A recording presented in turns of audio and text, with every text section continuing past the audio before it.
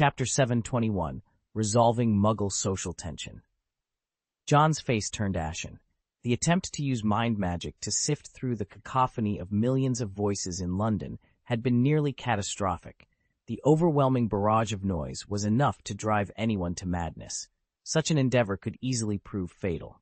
After spending half an hour on the tower, John's complexion began to regain some color. It was imperative that he locate the wizard as soon as possible. With this thought in mind, John stepped forward and his body plummeted towards the ground. As time progressed, the tension within Muggle society escalated. Despite the government's efforts to quell the rumors, the populace remained on edge. The atmosphere grew increasingly cautious, with individuals donning unusual attire drawing wary glances. While some optimists believed themselves untouched by the unfolding horrors, the reality was that danger was drawing closer to the city. Garland L. Neal made his appearance at a subway station, unnoticed by the bustling commuters. Hidden beneath London, a cache of weapons capable of devastating half the city lay in wait. Garland, however, remained seated at the station, seemingly at peace with the limited time he had left. "You realize we're merely pawns in this game," Garland remarked to the wizard beside him, who had been involved in the transportation of the weapons. "Yes, I'm aware, Webb," replied the wizard, whose true identity was John, having assumed Webb's appearance. "We were never truly part of his plan, were we?" Garland mused. "We serve the cause of magic, Webb," John responded solemnly. The magical world's decline weighed heavily on their hearts. Garland, a Durmstrang alumnus, grew up idolizing Grindelwald. Webb, former Beauxbaton student, shared this admiration. Their allegiance to Grindelwald was complex. They were not saints, but they shared his vision of restoring magic to greatness. This daunting goal seemed unattainable until Grindelwald's rhetoric of prioritizing power reignited their shared ambition. "A few sacrifices are necessary. Our magic requires a crisis to reinvigorate its stagnant heart," they echoed Grindelwald's sentiment. "We're all in this together," Garland affirmed, "whether it's you, me, or Inger." Indeed, Inger, the Minister of Magic, also despaired over the decadence of their society. Even in such a high position, effecting change seemed impossible, leaving extremism as the only viable path. "The survival of the fittest," Garland declared, standing despite the injury to his ear. "I bear no resentment towards our attackers, for they represent the future of our world." Webb remained silent, contemplating Garland's words. "Aren't you concerned he might deceive us?" Webb finally asked. "Deceive?" Garland chuckled softly. "The magical world is improving, isn't it? Since the new leader's rise to power, there had been undeniable progress." "I just hope we're not making a mistake," Webb said, then turned to leave. His destiny lay elsewhere, not with Garland. This was Garland's final moment. As midnight approached and the world slept, Garland offered a silent mercy. For them, death was merely a transition towards realizing their dreams. Webb departed, leaving Garland to observe another subway train filled with unsuspecting muggles. Unaware of the looming threat, they continued their lives, some inebriated, others savoring a moment of peace after work. The subway's closure signaled that Garland's time was running out.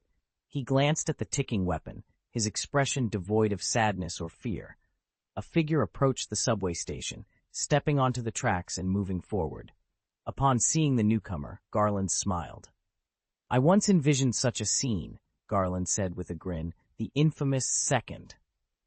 The narrative continues in the next chapter, exploring the unfolding events and the characters' fates.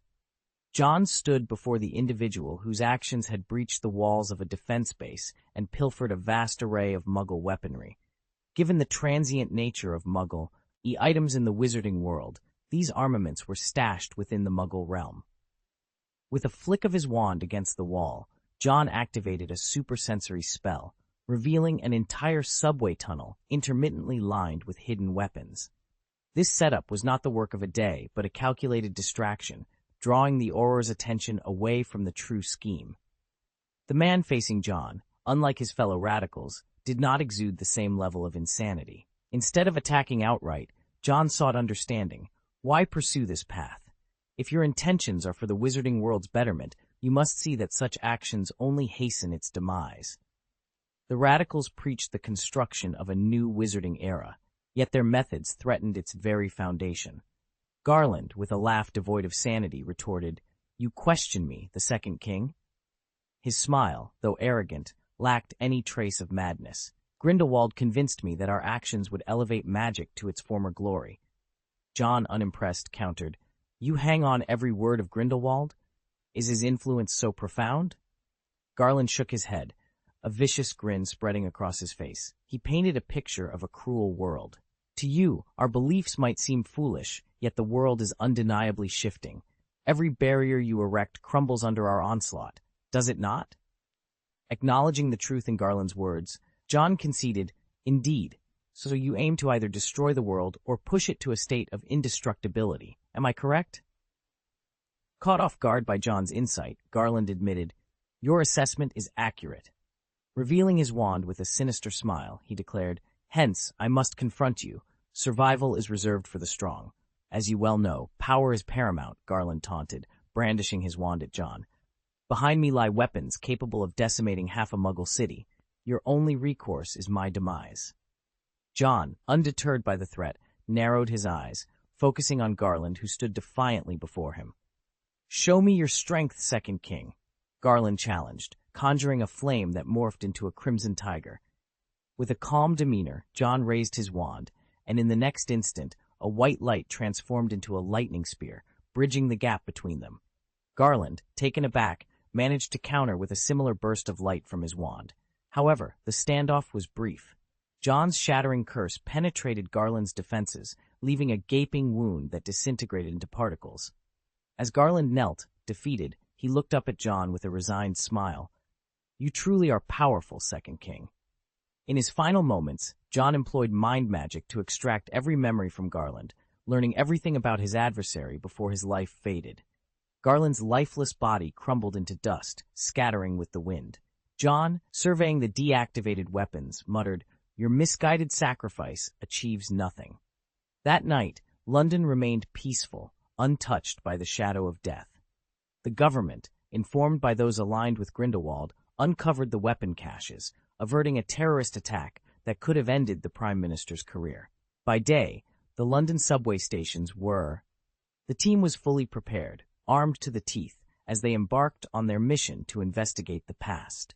They meticulously searched every possible lead, determined to uncover the truth. However, as they reached the end of their investigation, they were met with a shocking realization. The so-called weapon they were searching for was nowhere to be found. Despite this setback, their efforts were not entirely in vain. They managed to uncover the locations where the weapons had once been installed, shedding some light on the mystery. Just as the team was grappling with their next steps amidst the confusion, an unexpected call came through. The moment the call ended, a significant change took place. The subway system, which had been under lockdown throughout the city, was suddenly reopened. This development raised more questions than answers. Who had the authority and capability to unlock the entire subway system with a single phone call? And more importantly, what was their connection to the missing weapons? The team knew that this was just the beginning of a deeper investigation into a conspiracy that was more complex and far-reaching than they had initially thought. Chapter 722, Wick's Fire Dragon and Negotiation. In the Wick household, Watson found himself in a contemplative state, resting his chin on his hand while his gaze was fixed on the blocks in front of him. Ariana had been whisked away to the beauty salon by Mrs. Wick, who had taken a particular interest in giving the little girl a makeover. The last time Ariana returned, she was dressed as a movie character, a sight that had caught Mrs. Wick's attention, given her own penchant for such interests. This left Watson, somewhat amusingly, ignored despite his own movie character attire. Seated on the sofa, Watson began to feel the discomfort of his position, half of his body going numb. As he shifted to alleviate the discomfort, he suddenly froze at the sight of gun muzzles pointed at him, managing only to say, "I just moved," in an attempt to diffuse the tension. The room was unusually crowded for the Wick household, with 6 individuals present. Apart from Watson, Mycroft sat opposite him, flanked by 4 of his agents. Mycroft's gaze bore into Watson, a curious glint in his eyes as he broached the subject of Watson's unexpected appearance at a subway station. "Don't you have anything to say, Watson?" Mycroft inquired, his tone suggesting he expected some explanation for the peculiar incident. Watson, however, chose silence over an explanation, a decision that seemed to solidify Mycroft's suspicions. "I'm actually curious about the strange reaction you had with Alec Hopkins during your last visit to 7th place," Mycroft continued, his voice flat yet probing. "Do you know each other?" Watson remained silent, unwilling to reveal the nature of his relationship with Hopkins, who was in fact his son's dean. Mycroft, undeterred, pressed on, suggesting that Watson's acquaintance with Hopkins implied a deeper connection with the wizarding world, a world Watson, as a non-wizard, should have no part in. "Why do you have contact with wizards?" Mycroft demanded, seeking clarity on Watson's involvement with the magical community and his connection to a missing weapon linked to the military area. Watson, finally breaking his silence, shifted uncomfortably, his movement more a testament to his physical discomfort than any readiness to divulge secrets. Mycroft, visibly frustrated by Watson's nonchalance, struggled to comprehend how Watson could remain so composed under such scrutiny. The tension in the room escalated when, at 11 o'clock, Watson suggested Mycroft and his agents leave and return later, a proposal that seemed to challenge the agent's professionalism. Misinterpreting a glance from Mycroft, one agent impulsively fired a shot that narrowly missed Watson, an action that left everyone, including Mycroft, in disbelief. Mycroft's frustration was palpable as he corrected the agent's misunderstanding, emphasizing the need for discretion and professionalism. Despite the chaos, Watson's calm demeanor remained unshaken, a testament to his resilience and perhaps to the absurdity of the situation. As the agents prepared to leave, Watson found himself unable to remain seated any longer, the morning's events leaving him both physically uncomfortable and mentally exhausted. The negotiation had taken a toll, yet Watson's resolve remained as steadfast as ever, a true testament to his character and the complexities of the world he navigated. Amidst the chaos, Watson found himself abruptly standing as the once mundane sofa beneath him transformed, swiftly taking on a life of its own. In a swift motion, it hurled an armrest at the agent who had fired his gun, sending him flying. The other agents, caught off guard, hastily drew their weapons and fired, only to find the carpet beneath their feet rolling up, ensnaring them like chickens trussed for roasting. The carpet tightened mercilessly, threatening to crush their bones. Mycroft, observing the scene with a mix of disbelief and irritation, turned to Watson. "I believe you owe me an explanation," he stated, his tone leaving no room for the absurd. Watson, attempting to deflect the humor, replied, "Actually, this is the latest in fully automatic furniture, imported from the United States." The lie fell flat, and both knew it. Resigning himself to a more intimate seating arrangement, Watson joined Mycroft on the same sofa, maintaining a cautious distance. "It's not often we sit this close," he remarked, trying to lighten the mood as the agents regrouped outside. "You don't need to explain," Mycroft interjected, "but be aware others will soon learn of what transpired here." "I thought we were friends," Watson lamented, rubbing his temples. "As your friend, I should remind you that some questions are better left unasked," Mycroft retorted. "But since you insist, let those behind this come forward." Watson sighed, conceding. "You're aware of the underground world, teeming with mysterious figures." Mycroft, visibly frustrated, contemplated hurling the half-assembled building blocks at Watson. "So, you're saying you acquired these, items from a wizard encountered in that shadowy realm?" Watson nodded, his expression innocent. "Exactly." Mycroft stood, his patience worn thin. "I offered you a chance, Watson Wick." He was about to leave when an owl swooped in, halting him in his tracks. Recognizing the owl as a messenger from the wizarding world, Mycroft paused. The owl delivered a letter to Watson, who glanced at Mycroft before opening it. The contents presented Watson with a decision. "I believe someone else can better explain this," Watson suggested, hinting at a change of venue. Mycroft, wary yet intrigued, replied, "I hope you're not jesting this time." "Far from it," Watson assured, his enthusiasm genuine. Meanwhile, the agents outside grew impatient, debating whether to inquire if Mycroft required assistance. Before they could act, the door swung open, revealing a sight none were prepared for. Roar! The door slammed shut, leaving the agents in stunned silence. Unbeknownst to them, a dragon had made Wick's residence its home. Chi-Chi, the dragon in question, surveyed the empty house with a regal air, silently vowing to protect the Wick family. But first, it had priorities, checking the refrigerator for meat. Transforming into a fire dragon, Chi-Chi eagerly opened the fridge, drooling at the sight of the meat within, unashamed of its appetite. Chapter 723, Muggles and Wizards at Silverhand Manor. A blue flame flickered in the fireplace of Silverhand Manor, casting a soft glow over the room. Watson emerged from the flames, brushing ashes from his hair, followed closely by Mycroft, whose face bore an expression of surprise. "Welcome to Silverhand Manor, Mr. Mycroft," Tangmi greeted with a warm smile. Mycroft's gaze shifted to Tangmi, quickly deducing that this was not the individual he was seeking. Tangmi then turned to Watson, saying respectfully, "Please, Mr. Wick, follow me." Watson, recognizing Tangmi as one of his son's associates, followed without hesitation.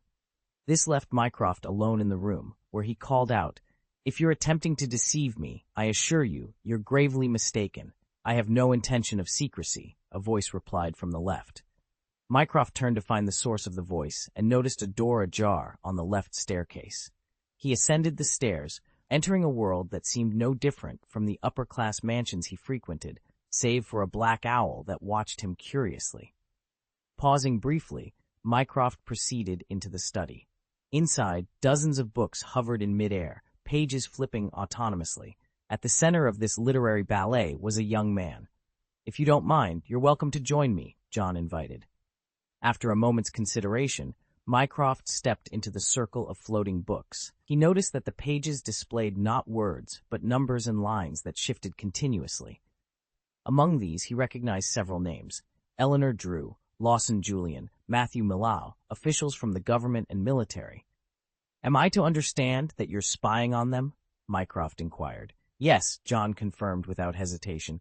"I'm monitoring them, but not only them."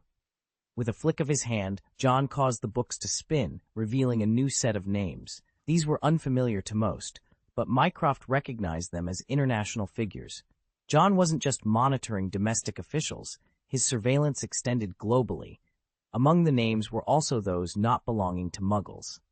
John snapped his fingers, transforming the books into a vast parchment map that floated before them.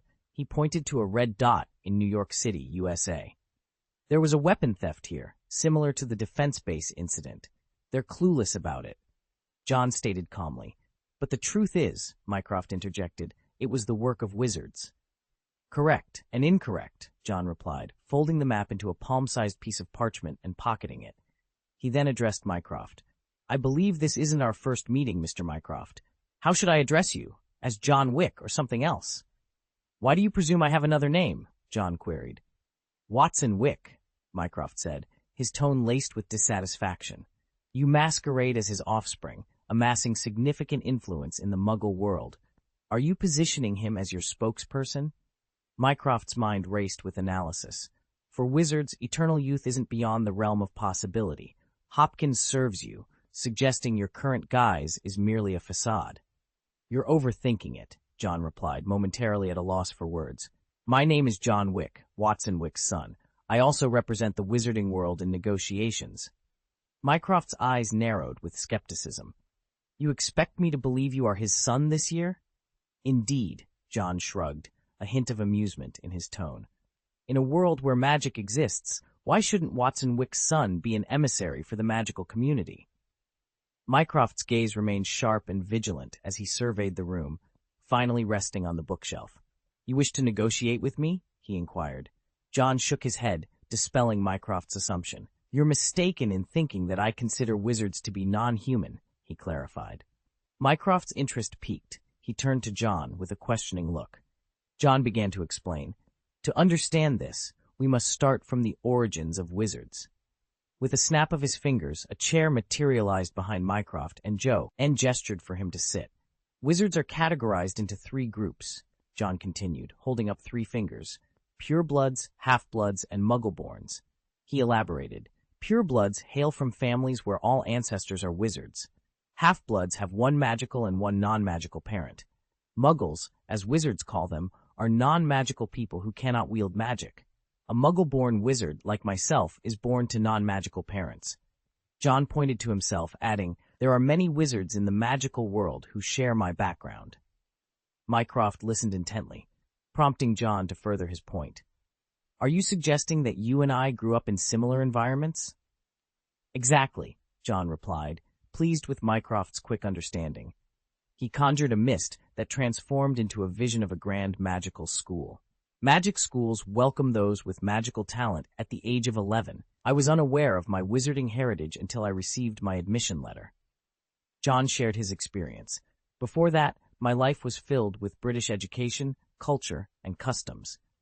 He looked directly at Mycroft, his eyes gleaming. "So tell me, Mycroft, are we not the same?" Mycroft, deep in thought, considered John's words. "We are one nation," John asserted. "We are not adversaries. Just as there are extremists in every country, the magical world has its radicals too. Wizards and muggles are intertwined. We cannot be separated." John's intention was clear. "I sought this meeting to demonstrate the wizarding world's sincerity." He gazed earnestly at Mycroft. "It's all right." Mycroft, skeptical, smiled. "Do you truly believe that's possible?" He acknowledged John's mystical abilities, but raised a critical point. A single country cannot be governed by two sets of laws. Which laws should wizards follow, magical or ours? The overlap between our worlds is undeniable, John conceded, raising an eyebrow. However, our abilities should not be underestimated. Mycroft, confident in his stance, countered, "Our strength is formidable." John chuckled. "True, but the world is vast, and I'm certain some countries would welcome cooperation with us." He subtly hinted at the potential threat wizards could pose, not through sheer destructive power, but through their unique abilities to bypass conventional defenses.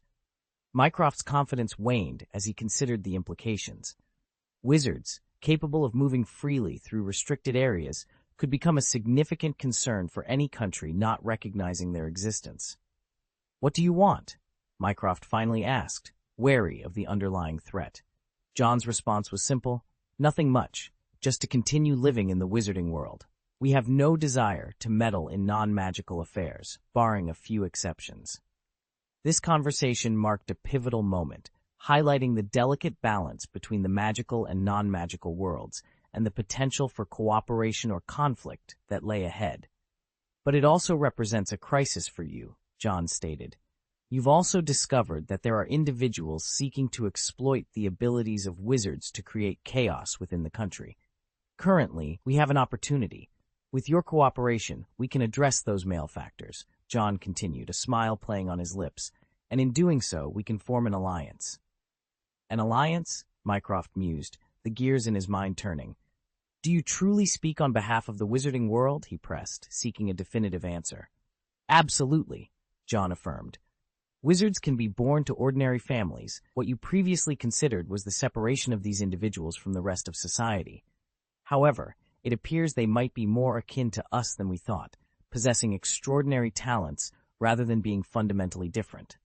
The adage, 'Non my family, its heart must be different,' doesn't necessarily apply. Given this perspective, collaboration isn't out of the question." Chapter 724, Eliminating Saints, Release from Prison. "What do I need to do?" Mycroft made his decision clear. "Merely provide some cover for us," John replied, twirling his ring. "We'll handle the internal issues. You're capable of resolving internal matters. Those lists, I presume you've seen them. They're in league with a faction of radical wizards." As the surrounding illusions faded, John spoke with a hint of significance. "You should be aware that the leniency I've shown is substantial." Mycroft was well informed about the weapons capable of devastating half of London, evidently supplied by the young wizard. "What should I refer to you as?" Mycroft inquired. "In the wizarding world, I'm known as Lord Wick," John said nonchalantly, "but you can also call me Silver Hand." "It seems our cooperation is settled, Mr. Wick," Mycroft stated as he rose to his feet. John paused, then smiled. Indeed. Previously, Percy had reached an agreement with the Prime Minister. However, unbeknownst to many, a war was being orchestrated behind the scenes. This conversation, while postponing the immediate threat of war, did not eliminate the necessity for preparedness. Mycroft understood that failing to maintain readiness would be a dereliction of his duties as minister. After their meeting, Mycroft departed via the Flu network. "Now I'm free," John murmured to himself. Watson entered, donning a Puddlemere United jersey, his mood visibly uplifted. "Where's Mycroft?" "He's returned home," John replied, eyeing the jersey his father wore with a mix of amusement and disbelief. "Dad, perhaps you should consider changing your shirt." Watson looked puzzled. "Why?" "That jersey is considered bad luck in Quidditch." Meanwhile, Malfoy, currently training with Puddlemere United, sneezed and thought to himself with a smile, "Addo must be thinking of me." John had gleaned valuable information from Garland's mind, leading to a decisive operation to eliminate the Saints, commencing shortly after midnight. Ozzy Hurd and the Striker took action, with Aurors forming teams to pursue their targets. Barty Crouch Jr., even from afar, coordinated efforts to locate and neutralize various hideouts marked on the map. In America, Kim Lattisley discovered a warehouse guarded by a wizard who was promptly apprehended. The warehouse was stocked with weapons, prompting Kim to remark on the owner's desperation. In France, Charles Rollin led efforts to apprehend the Saints hiding within Muggle areas across several cities. Initially, the Saints resisted fiercely, but as their numbers dwindled and their resources were depleted, they quickly capitulated. The campaign extended to Germany, Norway, Finland, and beyond, with the ministries of magic from various nations mobilizing to eradicate the Saints with swift and decisive action. Some Saints attempted to flee, but their capture was inevitable. The International Confederation of Wizards convened, with representatives boasting of their successful operations. Newspapers were filled with reports of victories, bolstering the morale of the wizarding community. 32 Saints were escorted to the Supreme Arbitration Court of Wizards for trial. Percy Weasley declares, "Let the Saints have nowhere to hide." The happiness index rises, alongside new breakthroughs from the International Magic Technology Research Institute. Gringotts announces complete closure. The first magic savings bank is born, independent of any private entity. The Weasley fireworks show was scheduled for April 4th. John reviewed the reports from various locations, noting the discovery of Saints' gathering places beyond England. Barty Jr. successfully uncovered a weapons cache, and Kim utilized his abilities to recover some of the stolen armaments. Without these weapons, the threat posed by the Saints was significantly diminished, though this applied solely to the Saints. John studied the map, connecting the dots where Saints' appearances formed a pentagram, guiding his search. Nurmengard was secured with the loyalty curse, making entry impossible without the Secret Keeper's permission. The fortress was fortified with additional magical protections, deterring even an owl from approaching. John sat back on the sofa, his brow furrowed in deep thought. The challenge of infiltrating Nurmengard was proving more complex than anticipated, unlike the approach used for Black's old house. His research indicated a decline in the number of Saints being captured and killed, suggesting only a couple hundred remained. These individuals posed no significant threat on their own. It was Grindelwald who remained a formidable adversary. Despite being outnumbered, Grindelwald's potential for destruction was not to be underestimated. John's thoughts then shifted to Garland O'Neill, a name that surfaced with an air of distinction. Garland, a Durmstrang Institute alumnus, had shown exceptional prowess in his studies. His academic excellence and deep understanding of magic had made him a standout, even potentially qualifying him as a saint. Surprisingly, Garland had grown up in a nurturing environment, far removed from the dark influences that shaped many of his contemporaries. His professors at Durmstrang had nothing but praise for him, especially noting his contributions to the study of magic. In a school known for its lenient stance on dark magic, Garland's research in the field was noteworthy, yet he never veered into extremism like Grindelwald. After completing his education, Garland embarked on a journey across the wizarding world, leaving a mark in various magical communities and even earning accolades for assisting Aurors. However, this promising young wizard had taken a drastic turn, now showing no mercy to those he once might have called peers. John pondered what could drive such a transformation, reflecting on the rallying cry of the Saints, "Make magic great again." John considered the decline of magic, a phenomenon that seemed to coincide with the necessity for wizards to conceal their existence from Muggles. Unlike technology, which evolved rapidly, magical advancements were few and far between. Ancient spells often held more power than their modern counterparts, highlighting both the strengths and limitations of magical progress. The Researcher Association's efforts to enhance magical capabilities were moving at a glacial pace compared to the explosive growth seen in technology. The Statute of Secrecy had once shielded the wizarding community during vulnerable times, but it also isolated them from the rest of the world. This separation fostered a reliance on magic that hindered any potential for surpassing the collective power of a nation. Garland's ambition to accelerate magical development was born from this realization. John's thoughts then turned to Inger Griffiths, the Polish Minister of Magic chosen by the Kielan. Griffiths had challenged the status quo, criticizing the wizarding world's blind dependence on magic. His martyrdom broke the cycle of unquestioning loyalty to the old ways, embodying the sacrifice necessary for change. John mused over his own position, acknowledging that his approach to leadership was more pragmatic than altruistic. He recognized the necessity of sacrifice in the pursuit of progress, understanding that the distribution of resources was a zero-sum game. With a cynical smirk, John contemplated the creation of heroes and martyrs.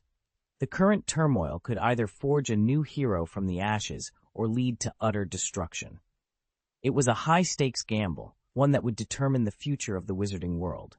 In the wizarding world, John's sneer faded into an expressionless demeanor as he raised his hand, his gaze fixed on the silver ring adorned with an emerald on his finger. "Kill them all. That is what I will do," he declared, devoid of any sympathy. To him, those who perished were merely sacrifices, a necessary price for the greater good. However, John couldn't reconcile with the fact that someone he deeply cared about was also considered a mere sacrifice in the quest to restore magic to its former glory. Closing his eyes, he resolved, "The price must be significant. This is the law of equivalent exchange." The captured saints were subsequently delivered to the Supreme Arbitration Court of Wizards. Following their trial, the most lenient sentence handed down was life imprisonment. Azkaban, notorious for its soul-crushing despair, welcomed its new inmates. The prison was infamous for its myriad of tortures, each designed to make existence a fate worse than death. For those who had transgressed the sacred laws of magic, even the release of death seemed a mercy too kind. As these unfortunate souls were ushered into their grim new reality, two individuals were making their departure, their spirits high and their bodies noticeably broader. Old Crab and Old Goyle, having been granted their freedom, were escorted home in a carriage, their loyalty to their benefactor unwavering. Their families had prepared lavish feasts in their honor, celebrating their return with open arms. The contrast between the fates of those entering Azkaban and those leaving it highlighted the complex and often merciless nature of the wizarding world's justice system. For some, loyalty to powerful figures could mean redemption and a return to the comforts of home. For others, a life of torment awaited, with no hope of escape or reprieve. Chapter 725. Sea Missile Attack. In some circles, the three families were known by a unique moniker, the Lucky Trio. The Weasleys, having survived Voldemort's reign of terror and aligned themselves with the first king, found their fortunes dramatically improved when their offspring became close friends with the second king. Once considered impoverished, the Weasley family had risen to prominence in both government and finance. The other two families in this fortunate trio were the Goyles and the Crabs. Their luck seemed even more fantastical, leaving many to wonder how two families, previously loyal to Voldemort, managed not only to avoid obliteration, but to thrive and even secure a position among the prestigious 28 ancient clans, a status they had not held before. This turn of events led many to regret not fostering closer ties with the second king, especially when considering that even those not directly related to him, like the Malfoy siblings, benefited from his influence. The Goyles and Crabs, once derided by the wizarding community for their perceived lack of intelligence, had become symbols of unexpected wisdom and success. In a grand gesture of gratitude, they donated half of their family fortunes, a move they had made before, which had paradoxically led to them tripling their wealth thanks to strategic investments advised by Lucius Malfoy. Their fathers, recognizing the value of such associations, encouraged them to learn from Lucius, hoping for continued prosperity. Indeed, their luck held. Encouraged by Lucius to invest in struggling football clubs from different countries, their financial injections revitalized the teams. Lucius then introduced them to John, who was taken aback by their considerable girth. Despite the wizarding world's hardships, which left many emaciated from the drain of magical energy, Goyle and Crabbe flourished, enjoying a diet enriched by their association with John, who had risen to lead the International Federation of Wizards.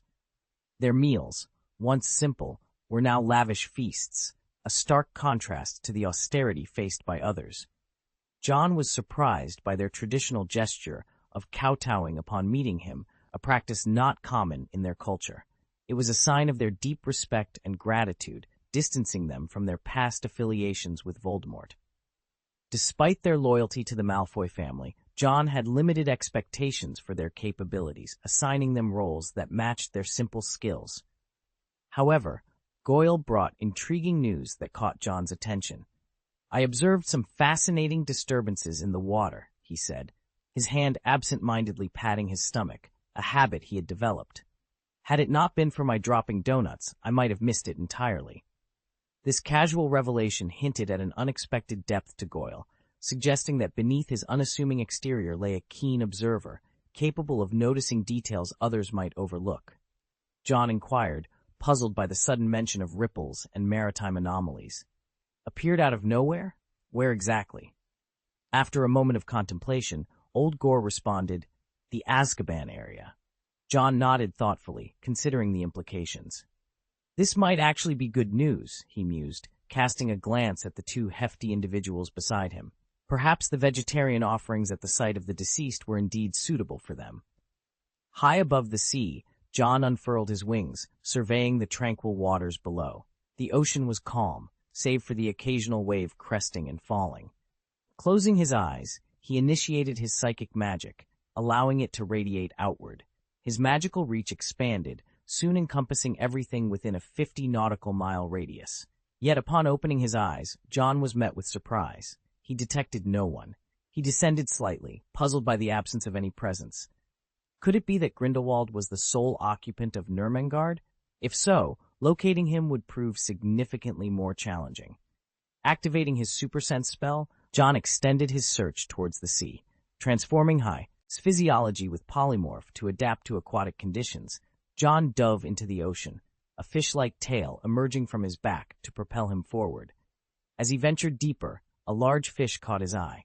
With a swift motion, he grabbed its tail, swung it around, and released it, transforming the fish into a projectile that shot through the water. Settling into a cross-legged position underwater, John pondered, could Old Goyle have been mistaken, or has our target already departed?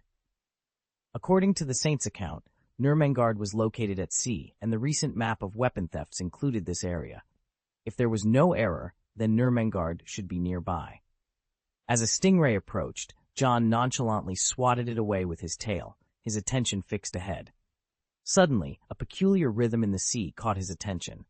Narrowing his eyes, he discerned something of interest and swiftly swam towards it.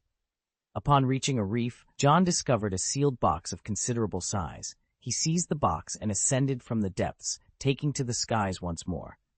Choosing a direction, he flew onward, only to be abruptly alerted by a sense of impending danger. Glancing sideways, he spotted a missile headed his way. Without hesitation, John accelerated, but the missile exploded, engulfing him in flames and sending him plummeting into the sea.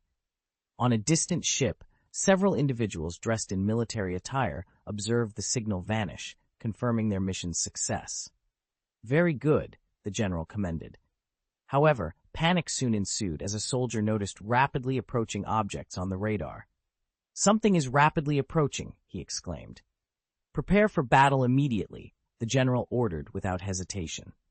As the soldiers armed themselves and readied another missile, the sea's calm was shattered. A beam of white light pierced the deck, and John emerged, box in hand. Surveying his surroundings, John realized they were all muggles. "Huh," he muttered, disappointed. He had anticipated an attack from Grindelwald, not muggles. "Put down your wand, wizard," the general demanded, eyeing the box in John's grasp. "I'm aware of what wizards are capable of, and you stand no chance against our weapons." "Oh," John replied, intrigued. It seems you're quite familiar with wizards. Let me guess, John continued, unfazed by the array of weapons aimed at him. He locked eyes with the general. Your name is Ted Lewis? You know too much, Ted replied, his expression darkening. John chuckled. So you're here by appointment with Grindelwald, I presume? Let me guess again, John said, glancing at the box. This is what you're after? Ted, growing impatient with the conversation, signaled his soldiers to prepare to fire. John, however, remained calm, surveying the armed men around him. We don't need so many people for this, he murmured. So, John commanded calmly, you may fire. In a stunning turn of events, the bullets intended for John reversed direction, leaving the soldiers and Ted in shock. Ted's eyes widened in shock. What did you do? He exclaimed, unable to comprehend the chaos unfolding before him. John simply smiled, a hint of mischief in his eyes.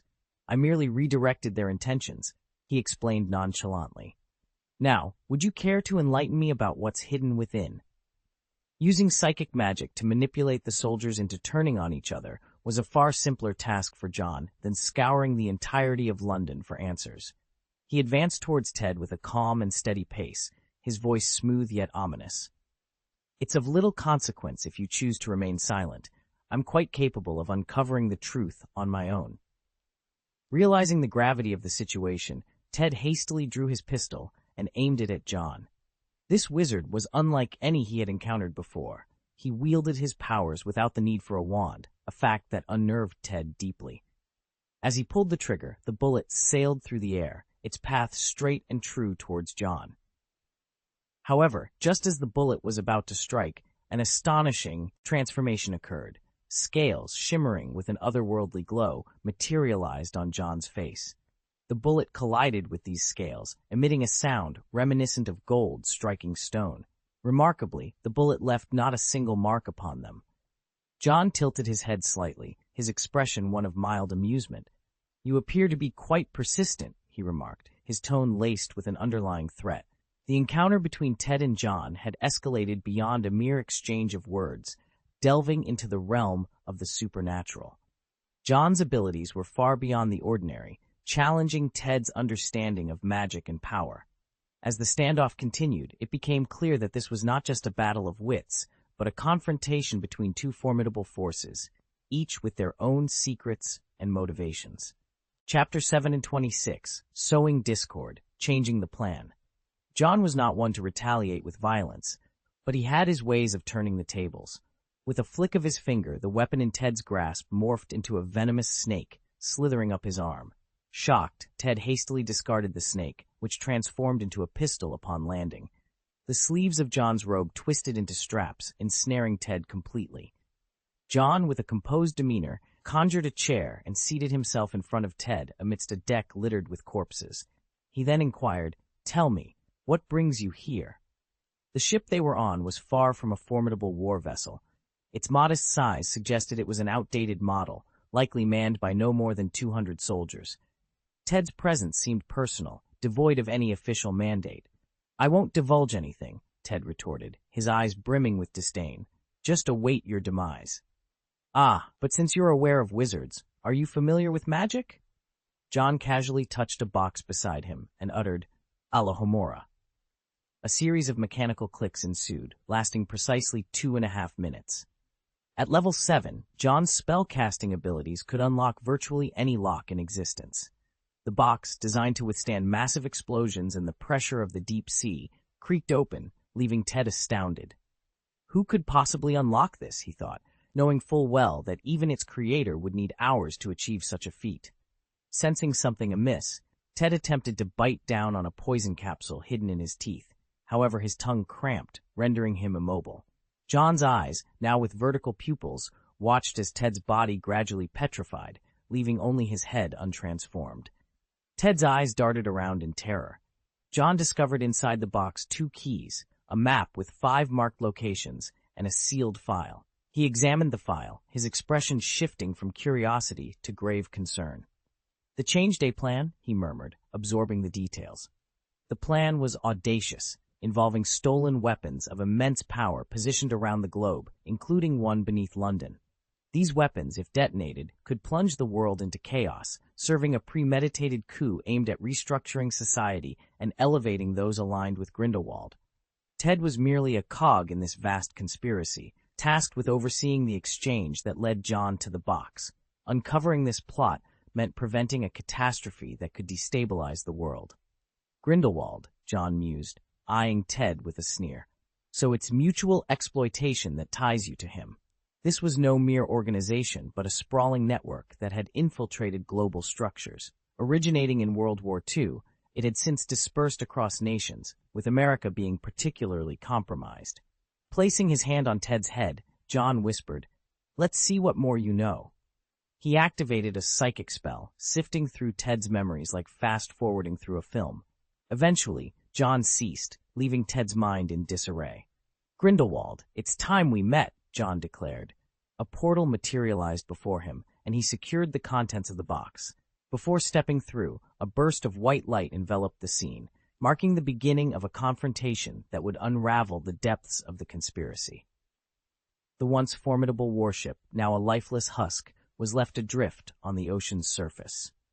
As it began its descent into the watery depths, the calm sea around it was suddenly disturbed by emerging ripples. The cleanup of the so-called saints had been thorough. To be precise, the known saints had been eradicated. Azkaban, notorious for its containment of these saints, had received a boost in magical power. This enhancement allowed for a quicker replenishment of the G series of equipment. Consequently, other departments within the Ministry of Magic expressed envy towards Azkaban's self-sufficiency. They proposed the development of additional prisons, akin to Azkaban, equipped with the OV series, to complement the existing infrastructure. This ambition, however, required the approval of the Master of the Second Dynasty. "I want people to concentrate on the challenges we face today," John stated, casting a glance at Charles Rowland, the Minister of Magic. Rowland had been the first to suggest that the Silver Hands undertake the transformation of magical prisons worldwide. With a sarcastic smile, Rowland acknowledged the point. Indeed, addressing the internal conflicts within the wizarding world was the immediate priority. The G series, while significant, would be of little consequence if the wizarding world itself were in peril. At the International Conference of Wizards, representatives from various nations tallied the saints captured and the casualties incurred during their apprehension. Initially, the mood was buoyant, but it quickly sobered upon reviewing the extent of the injuries. Although the saints lacked the Auror's prowess, their sheer madness had inflicted severe injuries on many Aurors, particularly those outside the British Ministry of Magic. The silver lining was the near-total eradication of the saints. John was aware that a few of the most fanatical saints remained at large, posing a personal threat to him. The discovery of an American warship adrift in the Atlantic Ocean exemplified such dangers. The real issue wasn't the ship itself, but the fact that its crew and passengers, all American military personnel, were found dead in British territorial waters. This incident sparked outrage in British public opinion towards the United States, which, in turn, was equally incensed. The mutual accusations, one side alleging trespassing and the other implicating murder, escalated tensions. Upon reviewing the situation, John immediately recognized the perpetrator's handiwork. It was unmistakably his doing. The escalating dispute only served to complicate matters further, prompting John to delegate the issue to Mycroft by handing him the relevant documents.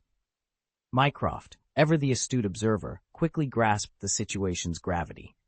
The brewing international crisis now extended its shadow over the wizarding community, compelling the Ministry of Magic to provide some form of explanation in the interest of maintaining peace between the two nations. Chapter 727, The Diplomat from Cravat, Guiding Benefits. John had tasked Percy with ensuring Penelope's stable position on the Muggle Conciliation Committee, emphasizing the significance of her role. As the primary liaison between the Ministry of Magic and the Muggle world, Penelope felt the weight of her responsibilities. Her role was akin to that of a diplomat, bridging two vastly different societies. She understood the delicacy required in her interactions, aware that any misstep could lead to dissatisfaction on both sides. Percy expressed his concerns to John. "The pressure is immense. I'm worried it might be too much for her." John shook his head, confidence in his voice. There's no one more suited for this than Penelope.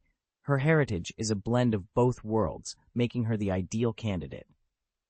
Don't underestimate her. She's a clever Ravenclaw, John added, highlighting Penelope's intelligence and capability, proving his judgment to be more astute than Voldemort's ever was. When Penelope arrived at the Muggle government office, she was dressed in a suit typical of the Muggle world, a gesture of respect and an attempt to bridge the cultural gap. She was greeted by one of the Prime Minister's close associates. Also present was a private representative from the United States. So this is your so-called explanation? The American representative looked at Penelope with a mix of skepticism and disdain. A moderately attractive woman, Mr. Monday? Mr. Monday, with a knowing smile, introduced her. Perhaps you're not aware, this is Miss Penelope Clearwater, a representative from the Ministry of Magic. Ministry of Magic. The American's disbelief was palpable. Your fabrications grow more absurd by the moment. And what, pray tell, do you expect this woman to convince me of? That magic was responsible for the tragedy on that warship? He scoffed. I merely wish to avoid any misunderstandings between us, Mr. Mike, Mr. Monday replied, gesturing for Penelope to take a seat. Penelope could sense the American's contempt, but remained composed. Mr. Mike straightened, his tone serious. The fact remains that the American warship Banshee suffered a catastrophic incident, resulting in the loss of 213 soldiers and a rear admiral. Mr. War, Monday's demeanor shifted as he challenged the narrative surrounding the Banshee's demise in the Atlantic. Indeed? And how would you explain a decommissioned warship crossing the ocean to British waters? Mr. Mike offered a dismissive explanation about ocean currents and a malfunctioning power system leading to the Banshee's unfortunate end in British territory. His stance was clear. The United States sought to absolve itself of responsibility, attributing the tragedy to a series of unfortunate events. Mr. Monday's smile grew as he sensed the underlying tension. Despite the United States' power, the UK was not without its own resources and influence. The demand for accountability and the return of the Banshee to the United States was met with skepticism. Seeing an opportunity, Mr. Monday turned to Penelope. It appears we require a third-party intervention. Miss Clearwater, if you please. Mr. Mike's disdain was evident. Spare us the theatrics, Monday. We're not recording this meeting. Why involve a girl, a mere child? Penelope, standing her ground, corrected him firmly. Firstly, I am not a little girl. I am 22 years old. Secondly, I am here as a representative of the Ministry of Magic, tasked with addressing this very issue. Her response, neither meek nor aggressive, set the tone for the discussion. Penelope was ready to navigate the delicate politics between the magical and Muggle worlds, proving her worth as a diplomat and mediator. Penelope stood confidently, her posture exuding a blend of determination and grace that seemed to bridge the worlds of magic and diplomacy. She faced the American representative, Mr. Mike, with a level of seriousness that demanded respect. Firstly, she began, her tone leaving no room for the usual bravado associated with American machismo. I am here representing members of the Ministry of Magic who stand as equals in this negotiation. I expect to be treated with the same respect. Secondly, she continued, her expression unwavering, she made a dramatic gesture, sending a stack of documents soaring into the air. The papers floated effortlessly, forming an imposing wall suspended in mid-air, a sight far more astonishing than any mundane magic trick could hope to achieve. Penelope's eyes locked onto Mr. Mike, who had risen from his seat in shock.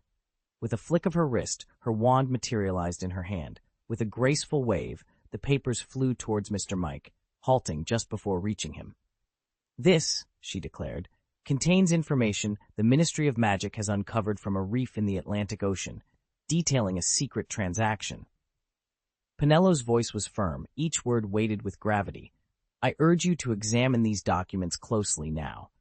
The representatives, initially skeptical, could no longer afford to underestimate the Ravenclaw witch before them. The documents revealed a plot to steal weapons, a transaction, and a plan to change the course of events, each revelation leaving Mr. Mike visibly shaken. Why should I believe you? Mr. Mike challenged, skepticism lacing his tone. Grindelwald? Never heard of him. You must trust us, Penelope insisted, her seriousness undiminished. The stakes are too high for you to gamble with disbelief. These revelations have the potential to destabilize your country. Aligning with someone who has essentially betrayed their country is not a wise choice. Penello's demeanor shifted, adopting the poise of a seasoned diplomat rather than a witch. Her gaze was piercing, her logic irrefutable. Or perhaps, she mused, you're considering war with Britain? That would be a grave mistake. Britain is not a nation that can be easily subdued. They possess formidable magical defenses. It's not in your best interest to engage in such a conflict. Mr. Mike, faced with the undeniable evidence and the implications of the information, found his position untenable. Yet, his expression darkened with defiance. Are you suggesting that the Ministry of Magic is responsible for these actions? He accused, attempting to shift the blame. Are you serious? Penello was taken aback by his audacity. We are offering you vital information, not fabrications. I hope for an equal exchange, Penello stated, her patience thinning. Otherwise, we will have no choice but to cease communication. Mr. Mike scoffed. I doubt you have anything of value to offer us. Really? Penello countered, her confidence unshaken. She glanced at her colleague, Monday, who added, It's unfortunate you feel that way. Wait, what is magic energy?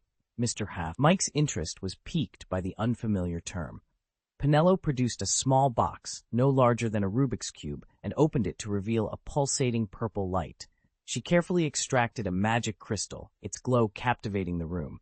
This, she explained, is a magic energy crystal from our world, containing immense power. It's stable and has the potential to revolutionize your energy sources. The revelation of the magic crystal shifted the dynamics of the negotiation.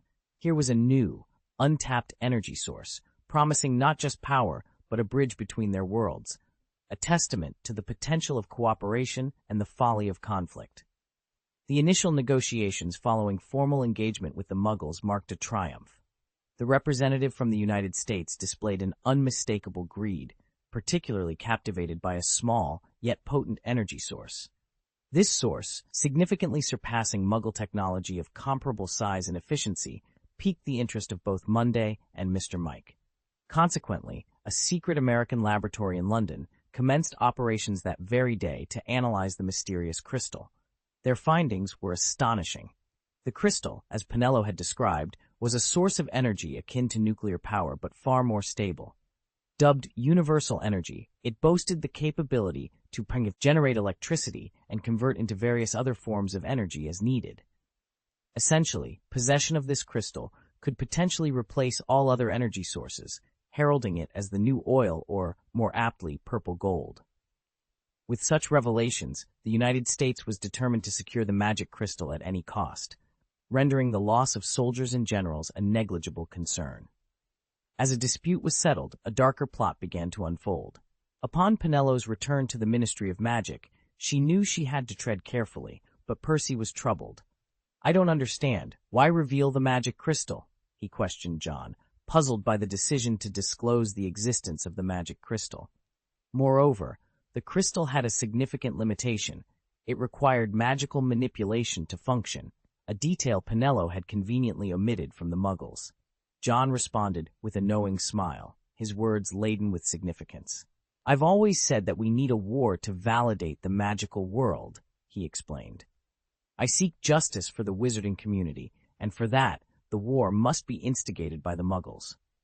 Their greed will be their undoing, he concluded, hinting at a deeper strategy at play, one that leveraged the Muggles' avarice to achieve a greater purpose for the magical world. Chapter 728, Grindelwald's Descent into Madness and the Assassination Attempt. John's stance on justice was complex, to say the least. He was at the helm of a war that weaponized human greed, utilizing magical energy as a clean, inexhaustible source of power. This energy, which he referred to as an excavated crystal, was, in reality, a creation of his own design. To the unsuspecting Muggles, devoid of any knowledge of legitimacy, this energy appeared as a new form of gold, a miraculous resource bubbling up from the earth like oil. As he turned away from Percy, the sky outside had succumbed to darkness. Lightning streaked across the clouds, casting a silver glow that outlined John's silhouette in a haunting half-shadow. Justice is an elusive concept, John remarked, his voice low but laced with a hint of amusement. Yet it's capable of binding those who eagerly label themselves as its champions. They will face the consequences of their choices. Percy, after a moment of contemplation, voiced his concern. The power of the Muggles is not to be underestimated. We're not aiming to destroy, but to demonstrate, John replied, his eyebrows arching slightly. A single sting will teach them the pain of a hedgehog's quills. He snapped his fingers, and the curtains drew shut, veiling the room from the darkness outside. Turning to Percy with a grave expression, he inquired, "Do you believe my actions are misguided?" "You cannot be wrong," Percy responded, shaking his head. "What you're doing may not be just, but it is necessary. Justice and righteousness are not always synonymous. What the wizarding world truly needs is a leader who makes the right decisions, not necessarily the just ones. The Qilin may embody pure kindness and justice, but that doesn't always equate to what is correct. Your actions, though they may be seen as conspiratorial and calculating, are ultimately in pursuit of what is right." John absent-mindedly twirled the emerald ring on his finger, murmuring, "Our unity is lacking. We're fragmented, like grains of sand." Mycroft Holmes scrutinized the energy test report before setting it aside to address the Prime Minister. "Recall those wood chips?" he began, his tone subdued. "They contain the same energy." "I'm aware of the mystery and power they hold," Mycroft mused thoughtfully. "What intrigues me more is how he intends to reveal this discovery to us." "To make a public spectacle?" Mycroft shook his head dismissively. "No, that's not his style. What Miss Clearwater suggested implies a desire for other nations to acknowledge the legitimacy of their magical world," he continued. "We managed to avert a diplomatic crisis because of this energy," the Prime Minister interjected. "The United States, in particular, has shown a keen interest." "With all due respect, Mr. Prime Minister," Mycroft replied, embodying the quintessential English gentleman's poise, "we are dealing with an untested apple. Will it herald a new era, or is it akin to the Queen's poisoned apple?" The Prime Minister pondered Mycroft's metaphor. The allure of this new energy source was undeniable, yet the risks it posed were equally significant. Politicians, unlike knights, must weigh numerous factors. For the sake of national progress, embracing this forbidden fruit, even if it meant subjugating the magical world, seemed a minor sacrifice. "For the longevity of your tenure, a cautious approach of observation might be wise," Mycroft advised.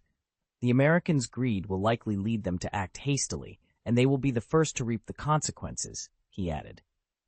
After a moment of hesitation, the Prime Minister nodded in agreement. "We'll maintain our current stance towards the wizarding world." Mycroft approved of this prudent decision. The Prime Minister had been swayed. Currently, only a select few were privy to the existence of this magical energy.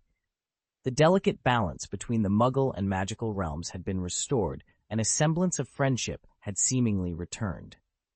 The narrative then shifts to a recent an incident involving a treacherous Admiral Ted and the Banshee, a ship that had run aground due to a powertrain failure, resulting in the deaths of those on board and sparking controversy.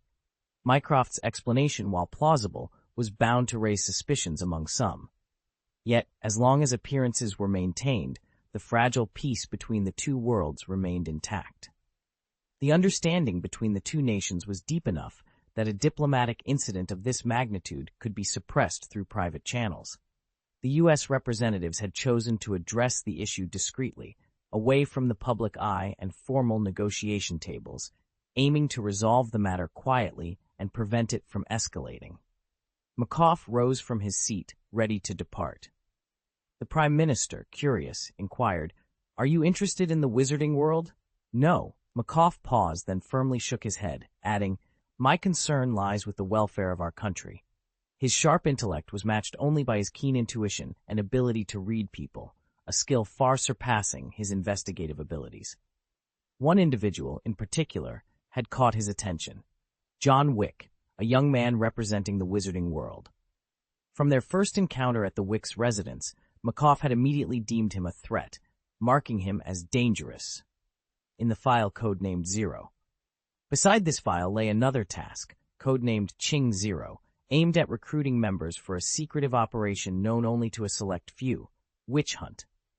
McCoff knew he must always remain vigilant and composed, burdened with heavy responsibilities and the role of the unseen strategist. Webb stood over a body at his feet, his wand loosely held, emitting a faint green glow as life ebbed away from the fallen figure who struggled weakly. Approaching a door, he knocked with a semblance of politeness. "Please wait," came a crisp female voice from within. After a brief pause, the door swung open to reveal a young girl, around 14 or 15, with long brown hair, dressed in shorts and a short-sleeved top. She looked at Webb, clearly puzzled. "May I help you?" she asked. Please give me a moment," Webb responded, pulling out a piece of paper from his pocket and consulting it before asking, "Is this the home of Tout Mario?" "Yes, he's my dad. What do you need from him?" the girl replied. "He's not here right now, but I can pass on a message." "That's unfortunate," Webb remarked with a hint of regret. "I needed to discuss something very important with him." As sirens wailed in the distance, Webb offered a smile and said, "Then please relay a message for me." "Sure," the girl said, awaiting his next words. Webb raised his wand slightly, thank him for his contributions to the wizarding world. This act was not just a terrorist attack, but also an assassination. Upon receiving the news, Tout Mario rushed home in a police car, sprinting towards the house. He gasped for air, his eyes wide with horror, as he approached the body being carried out. "No, no," he cried, trembling as he reached for the body bag. A sheriff, who was also a father, gently stopped him with a hand on his. "Mr. Congressman, please brace yourself," he said softly. With a heavy heart, Mario slowly unzipped the bag to reveal a bloodied corpse, her throat brutally slit.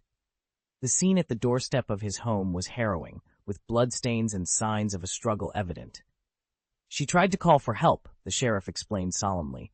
"The assailant slit her throat unexpectedly, watched her struggle on the ground, and then dragged her back inside." "Who did this?" Toot demanded, unable to contain his rage. "Who killed my daughter?" He vowed vengeance against the perpetrator with every fiber of his being. The sheriff revealed that other bodies had been discovered on the property, necessitating a thorough investigation. The complexity of the case was unprecedented, not only due to the involvement of a congressman, but also because of the killer's sophisticated methods. The only lead was a passerby who had stumbled upon the body and alerted the police. The timing of the girl's death indicated that the murderer had only recently fled the scene. Days passed, and another murder occurred, executed with the same precision. This time, the victim was an official, and then another. The killer seemed to be haunting the city, casting a shadow of fear over the community. Finally, the perpetrator was caught in the act. A bullet struck the man, bringing an end to the series of chilling crimes. Sheriff glanced at the visibly agitated colonel while the police officer handed over an evidence bag. "It's impossible," exclaimed the colonel, his eyes widening in disbelief as he examined the deformed warhead. Known for his exceptional marksmanship in the army, the idea of his bullets missing their target was inconceivable, especially when the target was directly in his line of sight. Could it be a ghost? He wondered, as the situation grew increasingly perplexing. Meanwhile, Webb stood before the imposing white edifice, the symbol of the Deathly Hallows in his hand growing warm. "Crazy," he muttered, drawing his wand with a sense of determination. "Crazy indeed," echoed John, his voice calm yet carrying an undercurrent of concern. He was seated comfortably on the sofa, watching the television with Tang Mi by his side. As the founder of Silver Hand Mobility, owning a television was hardly out of the ordinary for John. He turned to Tang Mi, a hint of curiosity in his voice. "Do you believe that someone would sacrifice everything for their ideals?" Tang Mi paused, seemingly taken aback by the question, before responding with reverence. "For the sake of your lord, I am willing to do just that." John nodded, turning his attention back to the television. The chaotic scenes being broadcasted signaled an impending crisis, one that seemed to draw closer with each passing moment.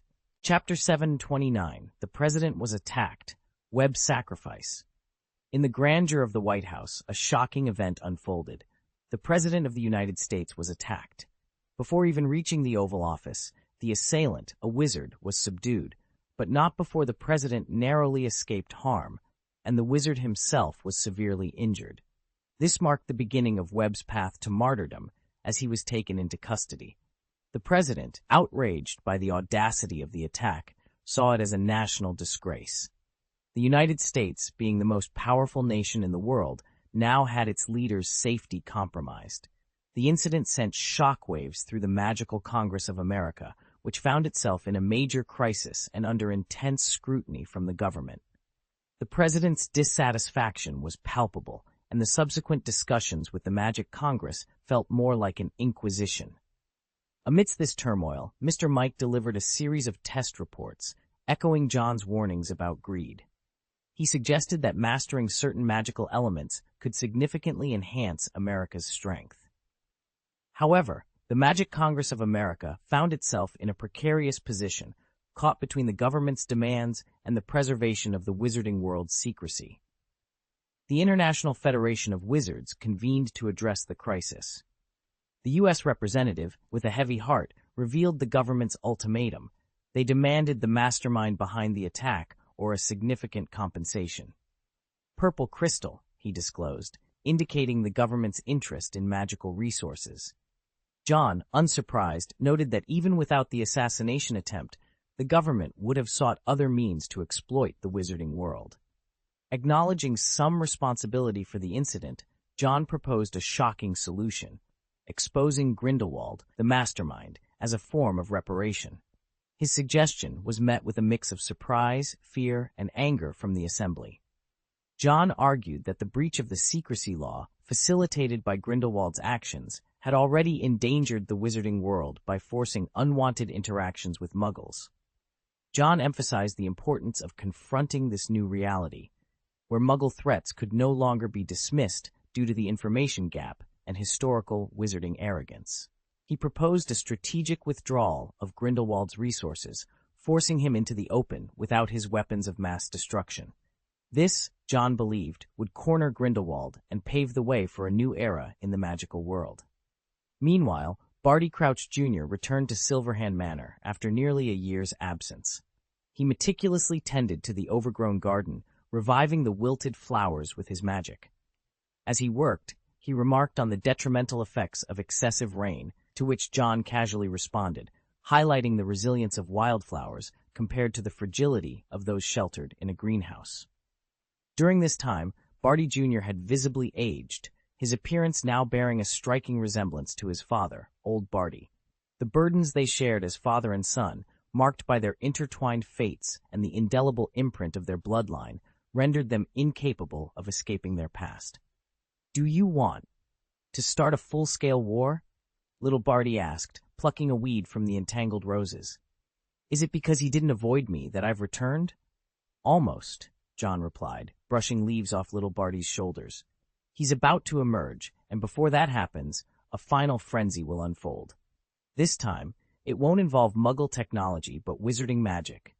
All the weapons have been discovered, and the Saints have lost their influence. The only path left is to embrace magic once more. They chant, 'Make magic great again,' and the ultimate showdown will inevitably be a magical duel." "What do I need to do?" Little Barty's eyes blazed with a vengeful fire. Consumed by hatred, his purity was lost, leaving him desperate for an outlet for his rage. Over 50 Saints had fallen to Barty Jr., some begging for mercy, others meeting their end with dignity, and some attempting to flee. Without exception, they were all claimed by the green light of the killing curse. Black magic corrupts the soul, which is why it's forbidden. Excessive killing erodes a wizard's mind, giving rise to malevolent thoughts. "Just kill them," John said calmly. "Like a flame, what burns brightest also burns out the quickest." "Little Barty," John continued, his tone complex, "live. Even if you're engulfed by darkness, you must continue to fight." Little Barty remained silent. His plea to his mother to save him was as fervent as his will to survive in Azkaban. Hatred sustained him, as did the support from the king known as John Wick. Falling into darkness didn't matter. The goal was to survive and not succumb to death. This was the mission John had bestowed upon him.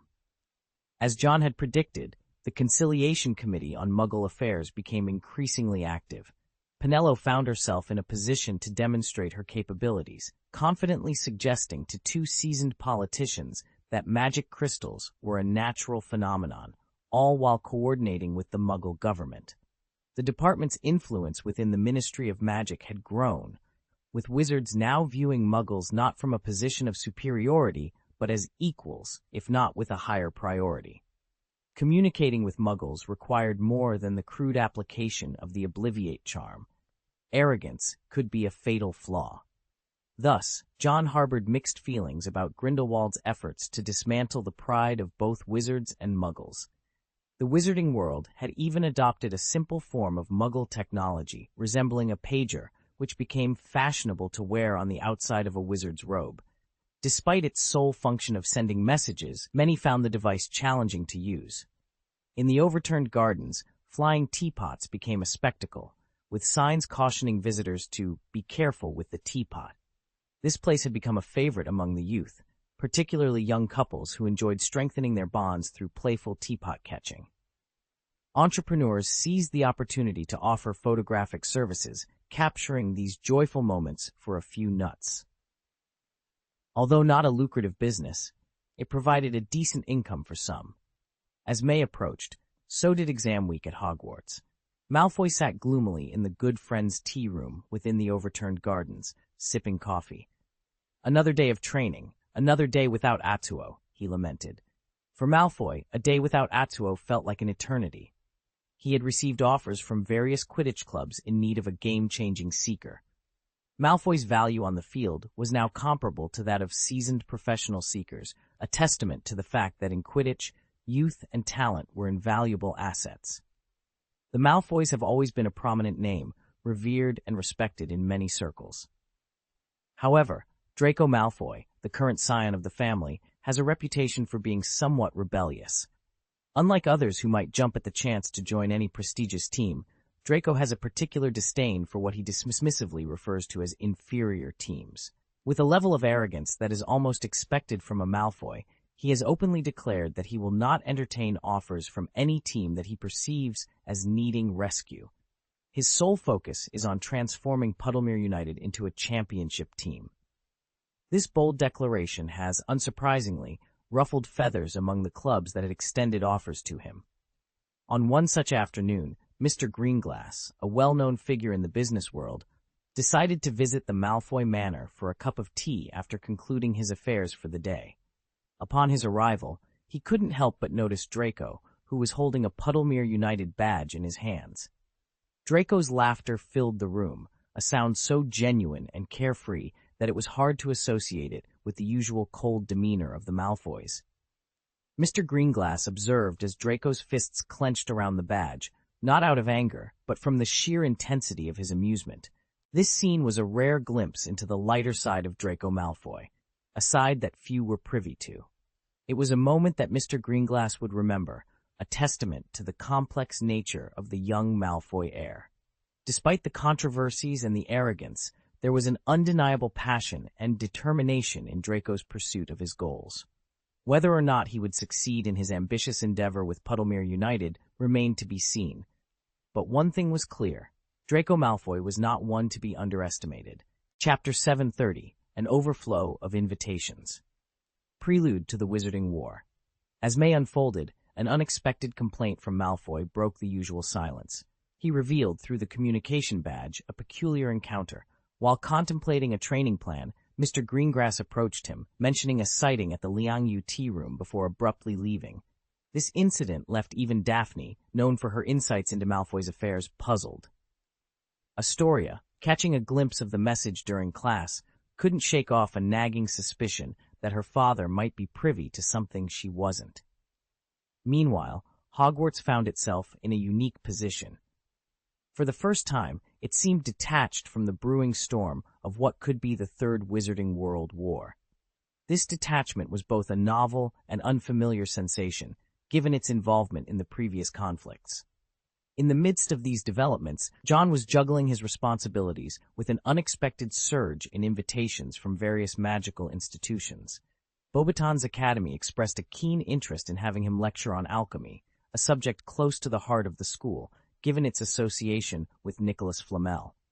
John, honoring his mentor's legacy, graciously accepted the invitation. However, the news of his engagement spread like wildfire, likely due to Hagrid's well-meaning but indiscreet nature. Hagrid, with his penchant for sharing, inadvertently made John the talk of the wizarding world. Following Beauxbatons, Hogwarts extended an invitation through Professor Slughorn, inviting John to attend and speak at the inaugural school league. Given his role in proposing the event, John felt compelled to accept. The situation escalated as Durmstrang and Ilvermorny, not wanting to be left out, extended their invitations for John to share his expertise in magic research and runes, respectively. Each invitation was unique, reflecting the diverse academic interests of the schools, yet they collectively contributed to John's increasingly packed schedule.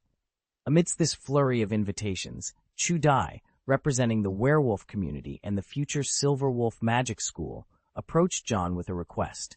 He sought John's presence at the school's opening, emphasizing the werewolf community's gratitude towards him. John, understanding the significance of his attendance for the school's reputation, agreed without hesitation. Tang Mi's attempt to secure John's participation in the Silver Wolf Roaring Club's Quidditch pitch inauguration was met with a stern look. John, wary of an endless stream of similar requests, made it clear he wished to avoid such commitments. As John pondered over these developments, Basil, his loyal companion, flew in through the window, reminding him of the peculiar individual from the Liangyo tea room. This moment of reflection was interrupted by the arrival of the Daily Prophet.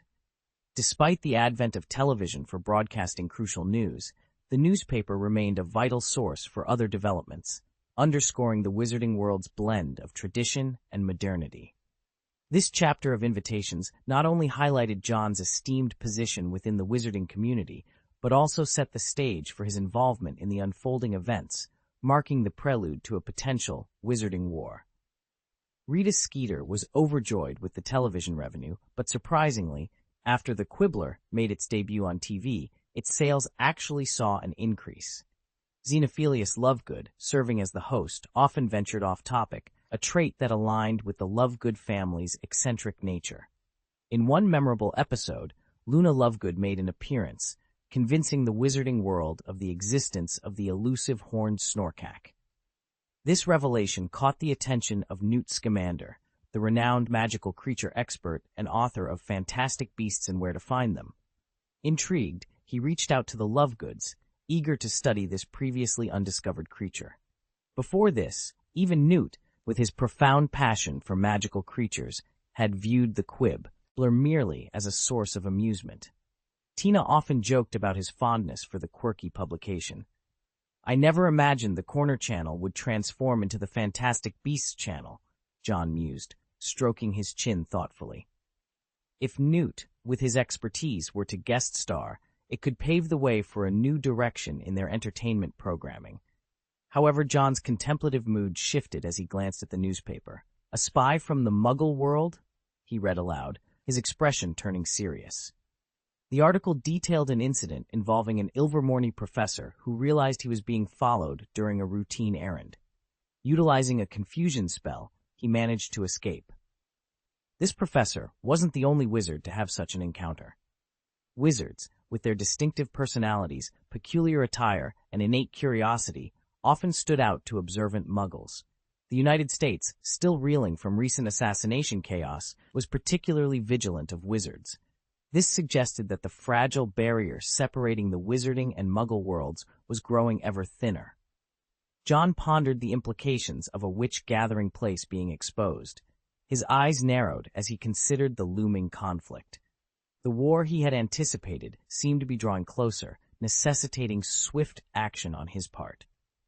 Before the Muggles could unravel the mysteries of the wizarding world, it was crucial to eliminate the Saints and topple Grindelwald's tower, symbolizing the end of internal discord and serving as a deterrent to external threats. This would usher in a new era for the wizarding community. The success of John's plan hinged on Grindelwald making his move. Meanwhile, more than half of the world's wizards had registered their real names with the Silver Hands, providing John with invaluable information. He believed this data would be instrumental in the days to come. "The countdown to the war between wizards and Muggles has begun," John murmured, his fingers tracing the ring on his hand. This could either mark the prelude to the end or the beginning of a magnificent chapter. A global spectacle of a war loomed on the horizon. John penned a letter to Mr. Greengrass, inquiring about his forces. His ambitions were no longer confined to the magical world alone. It was a race against time, a question of whether the Muggles would uncover the secrets of the wizarding world, or if the wizards could muster the strength to confront the looming threat head-on. Chapter 731, The Unequal Dark Forest. The disparity between individuals, between nations, is vast. There exists an insurmountable chasm between wizards and Muggles, one that cannot be bridged swiftly. Wizards conceal themselves on the flip side of reality, and perhaps in times past, ambitious wizards dreamt of dominating the non-magical Muggles. These two worlds, having been isolated from each other for too long, resemble two hunters navigating a shadowy forest. The key difference is that wizards have glimpsed the torches of Muggles, whereas Muggles can only sense an unseen observer. Muggles roam with primitive bows and arrows, while wizards evade detection in the shadows, lacking a weapon potent enough to bring down the formidable adversary before them. This is the dark forest of inequality. The wizard, who ought to have learned from observing Muggle hunters, instead allows fear to dictate his actions, steering clear of Muggle sight and thus diverging further from them. When a carelessly kicked stone disturbs the jungle's peace, the wizard retreats like a startled bird. However, the hunter, once armed with a bow and arrow, now wields a shotgun, scanning the forest for any sign of movement.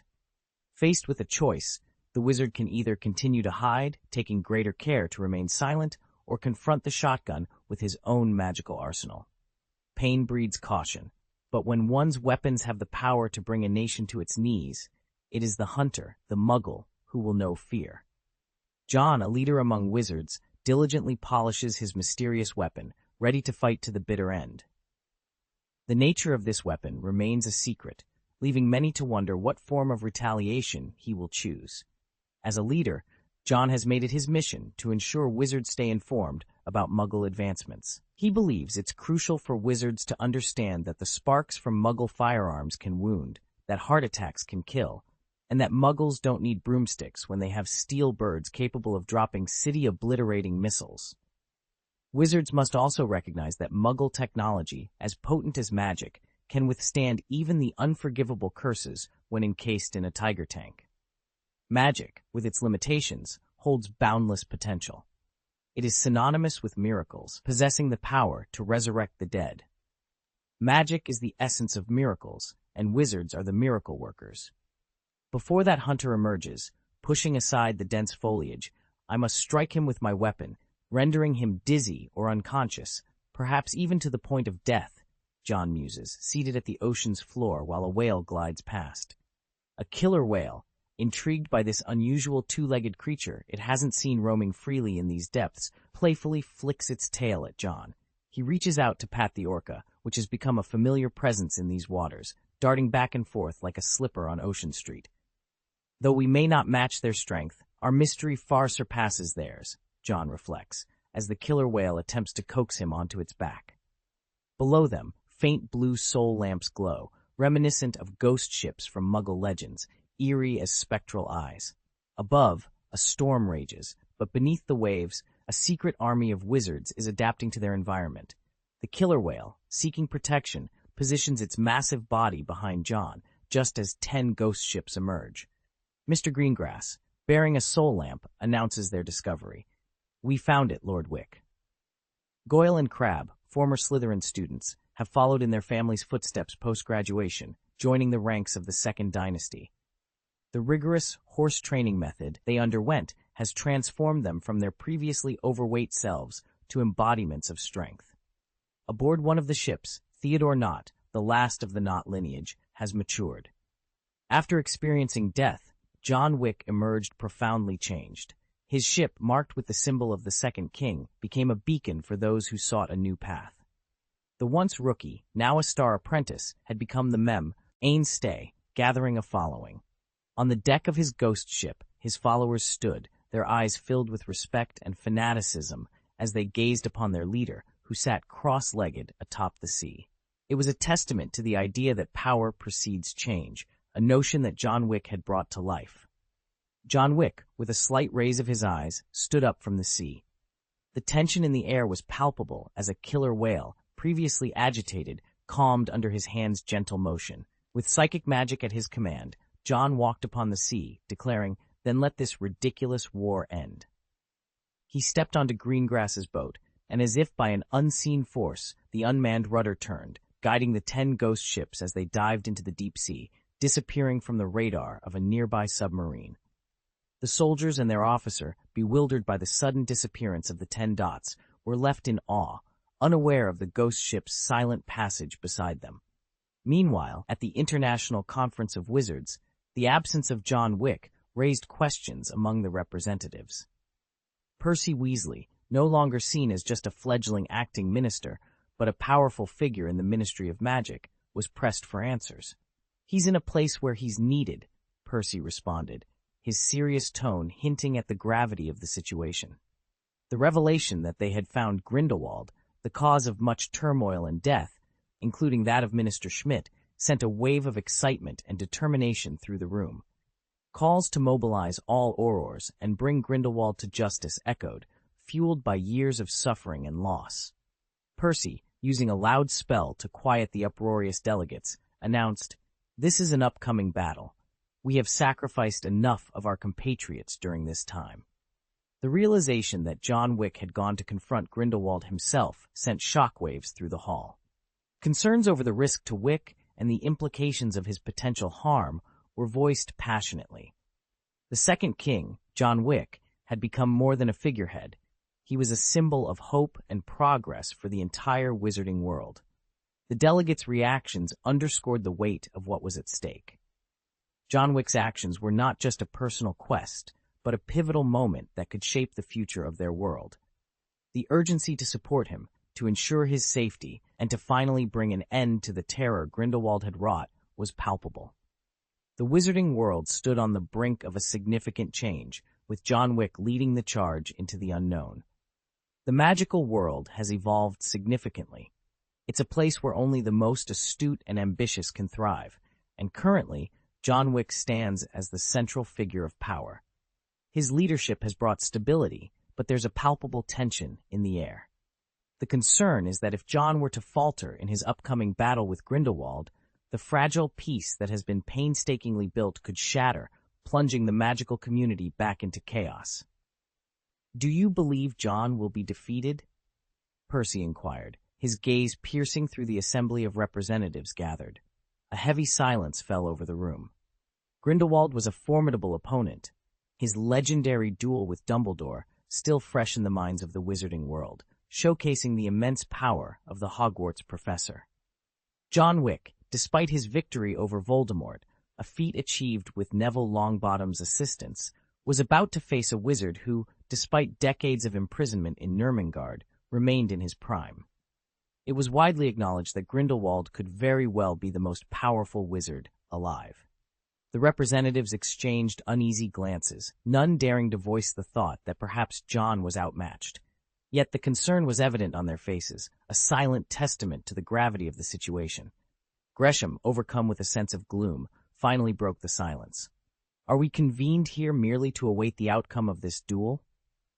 "No," Percy responded, his voice imbued with a firm belief in John's capabilities. "This meeting, is not about waiting. It's about bearing witness to a momentous duel." He spoke with the conviction of someone who believed they were on the cusp of witnessing history. Just as Dumbledore's victory over Grindelwald marked a turning point, we are here to see John Wick ascend to legendary status. The room, charged with a mix of apprehension and anticipation, could not deny the weight of Percy's words. They were about to witness a battle that could redefine the future of their world, potentially heralding the rise of a new icon in the magical community. Chapter 732, Emergence from the Tower and the Counterattack. Under a sky heavy with the promise of a violent storm, 2 owls, one black and one white, darted among the clouds. Lightning tore through the sky, at times encasing the owls in a spectacle of electric light, which danced across their feathers, eliciting soft coos from them. Below, the ocean's surface rippled endlessly, a testament to the turmoil above. A bolt of lightning illuminated the world, revealing faint blue lights shimmering on the water's surface. Suddenly, ghost ships began to rise from the depths, one after another. "There's nothing here," Goyle muttered, his voice laced with disappointment. Crabbe nodded in agreement, equally disheartened. Little Barty, however, furrowed his brow in concentration. As the most powerful in their group, second only to John, he was perplexed by the enigma before them, the crazy loyalty curse, known as the ultimate defensive spell. To conceal such a vast area, it must have been the work of Grindelwald himself, the notorious Dark Lord. The intricacies of the spell meant that Grindelwald couldn't act as its keeper, a safeguard to protect the secret within one's soul. John had once relied on an owl to uncover the location of the Blake family home, hidden by a similar fidelity curse. Yet Grindelwald's spell was so potent that not even an owl could discern Nurmengard's location. Grindelwald, ever cautious, would never divulge the identity of the secret keeper. If not for the subtle ripples betraying Nurmengard's constant shifting, John would have faced a formidable challenge in locating it.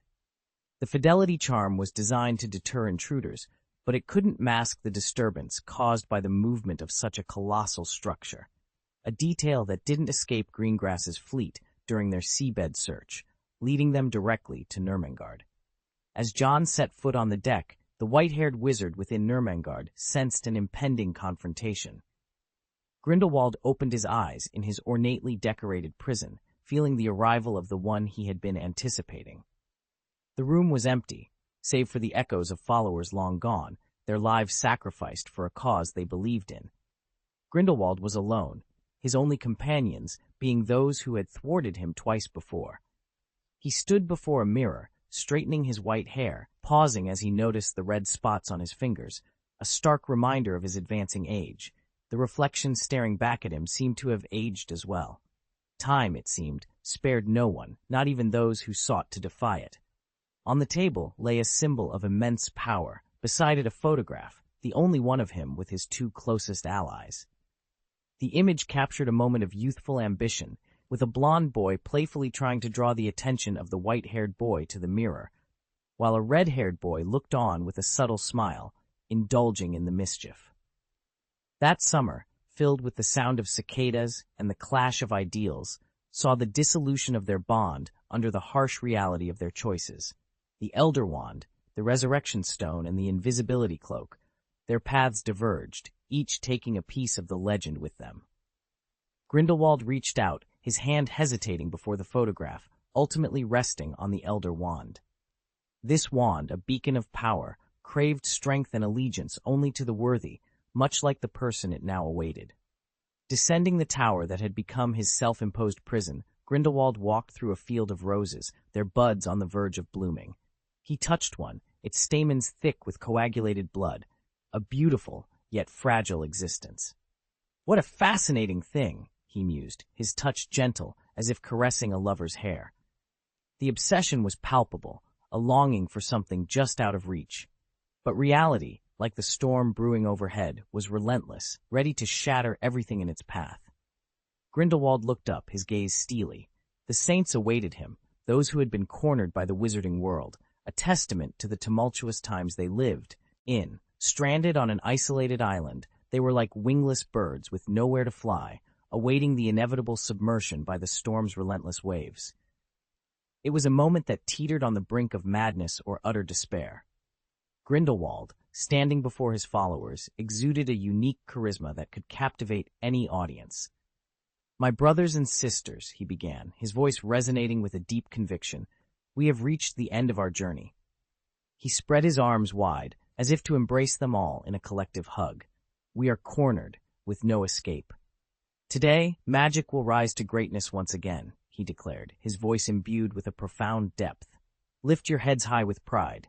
He continued, "In this decaying world, we are the ones igniting the flame, a flame that purges the rot and cleanses magic itself." The followers, referred to as saints, lifted their gaze, a flicker of light returning to their dim eyes. "Yes, we have failed," Grindelwald admitted, pacing among them, his infectious enthusiasm reminiscent of a preacher's zeal. The crowd was visibly moved, hanging on his every word. "But should we despair? Absolutely not." He pointed dramatically towards the dark, stormy sky, his voice taking on a melodious quality. "Power is paramount." "What do you see?" "Magic, yes, magic!" Grindelwald exclaimed. "Under our guidance, magic will be reborn, stronger and more glorious than ever. He spoke of their role as pioneers, destined to be outcasts, yet crucial in the grand scheme. A tear glistened in the corner of his eye as he softly added, "We are the sacred fire, rekindled to purify the world. Use magic, elevate it." His finger slowly descended, pointing towards the horizon, shrouded in mist. "Power is paramount. Baptize them, strengthen them, and elevate magic to unprecedented heights." The flames of fanaticism were rekindled in the eyes of his followers, who now saw a purpose in their despair. Better to burn brightly for their cause than to fade away in obscurity. They were martyrs, idealists who thrived on their convictions rather than material needs.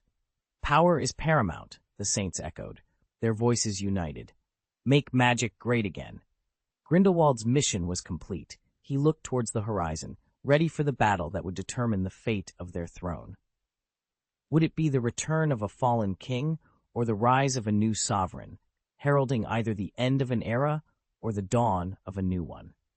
Meanwhile, at Hogwarts, life continued with its daily routines, untouched by the darkness that once loomed over it. A fast-moving furball darted across the sky above the forbidden forest, pursued by a large cat leaping through the treetops. The ground trembled as Grop, Hagrid's giant brother, clapped his hands in delight, much to the amusement of the students attending Hagrid's class. In the classrooms, the professors adhered to their usual rigor. Professor McGonagall lamented Gryffindor's recent Quidditch loss to Slytherin, while Professor Flitwick demonstrated the nuances of the levitation spell. Professor Sprout beamed at Neville's latest botanical discoveries, and Snape maintained his stern demeanor, particularly towards Gryffindor students. These were the rhythms of life at Hogwarts, a place now free from the shadow of Voldemort, where evil no longer dared to tread. In a world where the Ministry of Magic no longer intervened, Dumbledore was on the cusp of retirement from Hogwarts, a position soon to be filled by Slughorn's predecessor. In a moment of tranquility, Dumbledore was sweetening his milk with a spoonful of honey when the serene atmosphere was abruptly shattered. Fawkes, his loyal phoenix, burst into a brilliant inferno of flames, signaling the onset of something momentous. "Then let's fight," declared John, his expression steely and determined, his wand poised and ready. Simultaneously, the sky above witnessed an extraordinary phenomenon. 2 owls were struck by a bolt of lightning. In the next instant, an awe-inspiring spectacle unfolded. "Wow!" exclaimed onlookers as Basil and Riddle, their eyes alight with a radiant white glow, spread their majestic wings. Enveloped in lightning, their sharp claws seemed to slice through the very fabric of the sky, commanding hundreds of thunderbolts to descend in a mesmerizing dance. Like silver serpents, the lightning writhed wildly over the sea, unveiling a tall tower standing solitary amidst the tumultuous waves. The lightning struck the tower's protective shield, causing it to flicker continuously, a testament to the strength of the enchantment guarding it. Meanwhile, John had completed his magical preparation, conjuring a sphere of light the size of a basketball at the tip of his wand. The air was thick with anticipation. "Reducto," intoned a voice, ancient and deep. The spell struck with precision, and the sphere of light was riddled with cracks. With a resounding click, it shattered, illuminating the surroundings as bright as day. This moment marked the beginning of an epic confrontation, a testament to the power and resilience of those willing to stand and fight. The protective spell around the tower, a beacon of hope amidst the chaos, stood strong against the forces arrayed against it, while the combatants below readied themselves for the challenges ahead. Chapter 733, The Wizarding War, Where Light Prevails. The protective shield, impervious to lightning, had almost solidified into a tangible barrier. Ripples cascaded across its crystal-like surface, dispersing all incoming damage.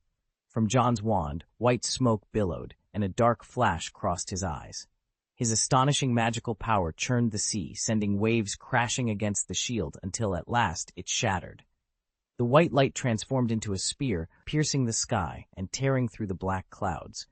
The layers of defensive shields crumbled, their fantastic crystal fragments disintegrating into scattered radiance. John glanced at his wand, now as hot as a freshly forged iron rod, with white smoke still emanating from it. The excessive delivery of magical power had pushed the wand to its limits. Find them, and then... John commanded, his voice calm yet commanding, to those around him, stunned by the immense magical display.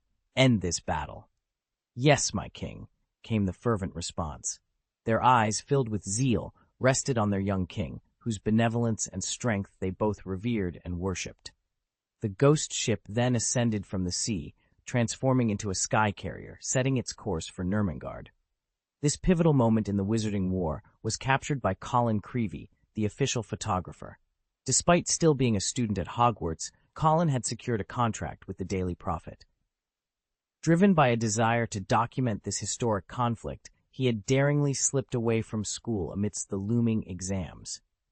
As the magical societies worldwide tuned in, their screens filled with images of the battle, Mr. Weasley, who had been leisurely fishing while watching the Muggle channel, was caught off guard. Expecting to see a demonstration of Muggle technology, he was instead greeted by a familiar face on the screen.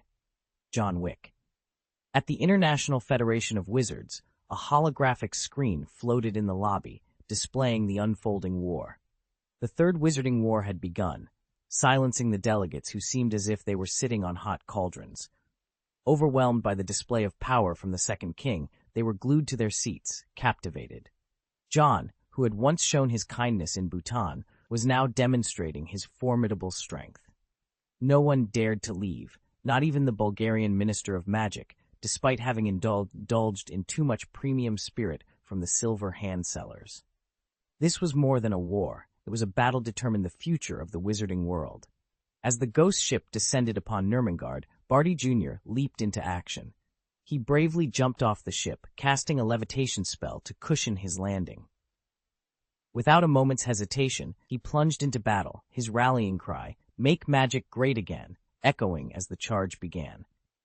Rays of light crisscrossed the battlefield. Barty Jr., with a flick of his wand, blasted through a mud wall, leaped over it, and subdued an opponent with a swift, decisive move. "Thunderbolt explosion," he shouted, casting the blasting curse towards an emerging threat, sending the assailant tumbling into the sea. As more combatants joined the fray, the ghost ship sustained several spells. Gore and Crabbe, manning the helm, retaliated with a thick blue light that turned an unfortunate wizard into an ice sculpture. Theodore, skillfully dodging attacks, managed to sever a foe's palm with a well-aimed silver light, the air filled with the sounds of battle and screams of pain. The battlefield became a brutal arena, with over 200 saints facing the formidable retinue of the Second King. Mr. Greengrass, though not an Auror, demonstrated his dueling prowess, narrowly escaping a fatal shot thanks to the iron armor curse. The battle raged on, a testament to the fierce loyalty and strength of those who fought under the banner of their king. The person who had fired the shot was ejected. It was Pansy. The girl, who had been searching for Theodore for over a year, rushed up to him. Instead of embracing him with a hug, she slapped him. "Don, leave me again," Pansy exclaimed, throwing herself into his arms, her eyes brimming with tears. Theodore was taken aback. In that moment, several spells were hurled towards them. With Pansy in one arm, Theodore deftly waved his wand with the other.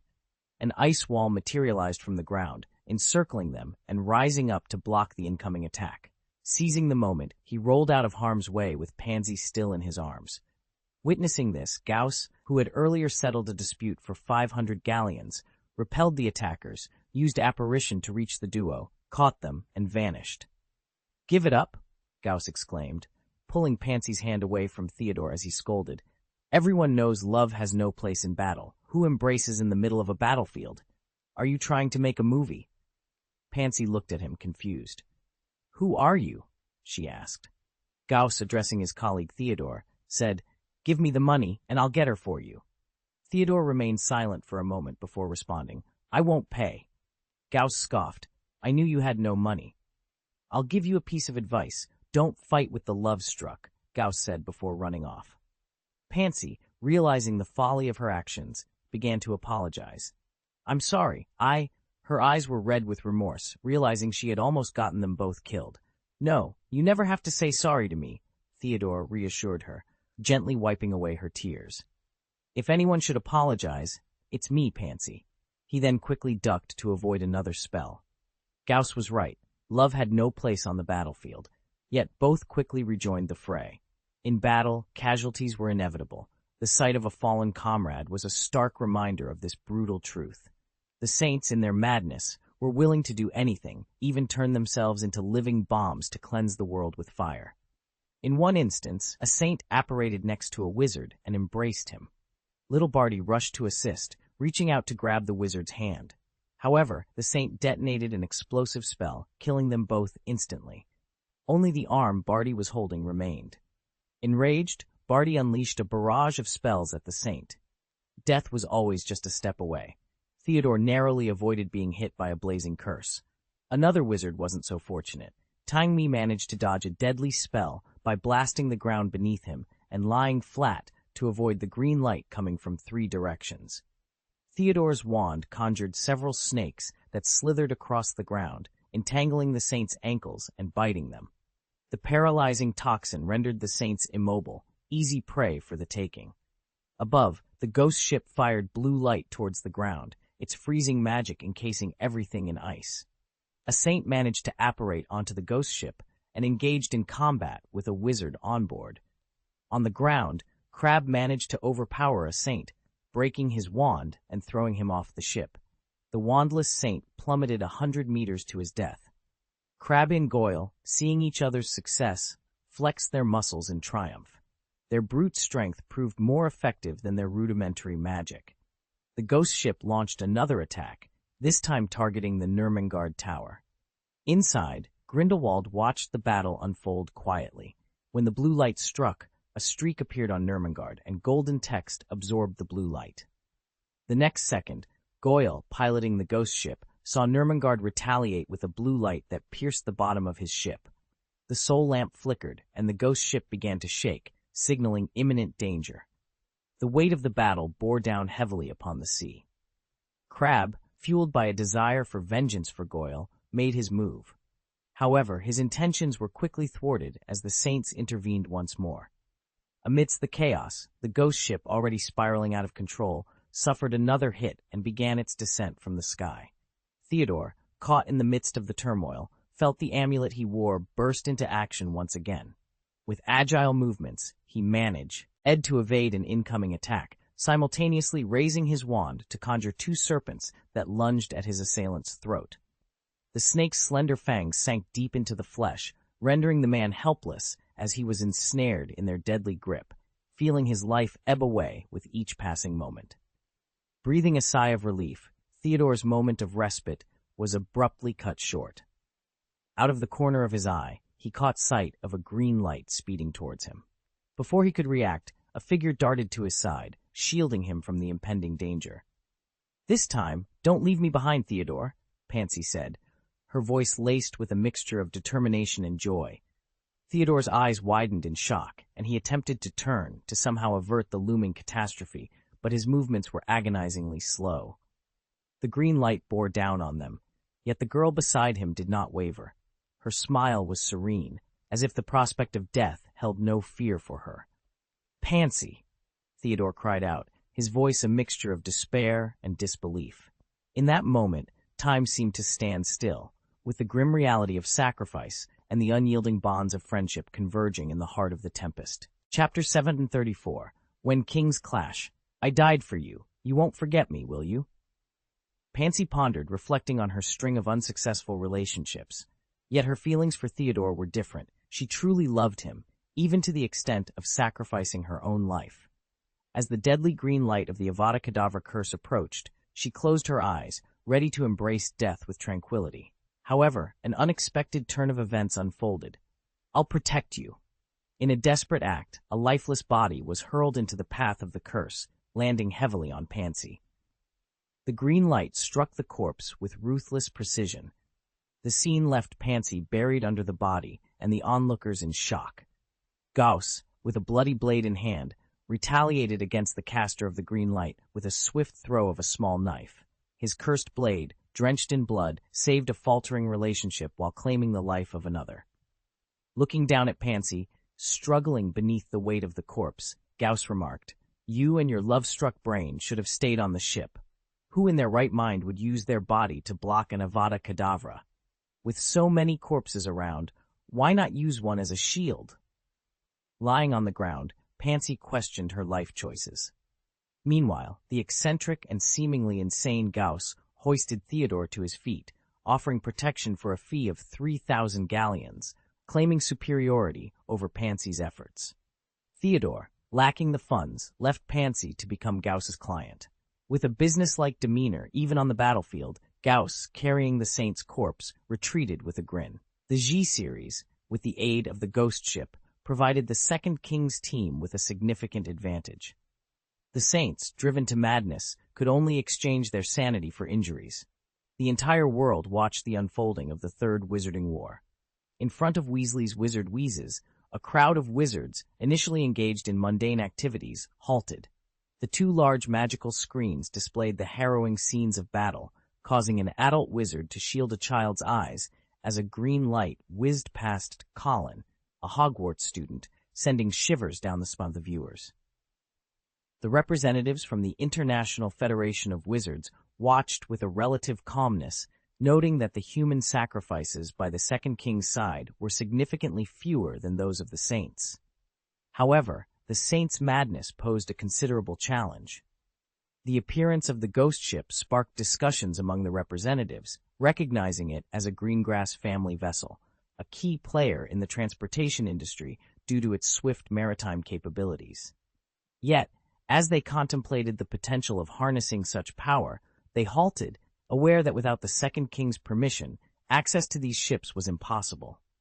The Second King had solidified his status as the undisputed ruler, leaving many anxious about the war's outcome and the absence of decisive action from the key figures. Colin, serving as a war photographer, found himself unable to get too close or unravel the mysteries unfolding. The Tower of Nurmengard, transformed into a formidable alchemical artifact, stood impenetrable, reminiscent of the Star Club's defenses. Beneath the tower, the Second King awaited, his gaze fixed upwards.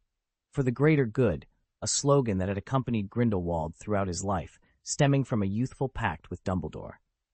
John, with a silver ring adorning his right hand, prepared to confront the legacy and challenges that awaited. John raised his hand, pressing it gently against the door.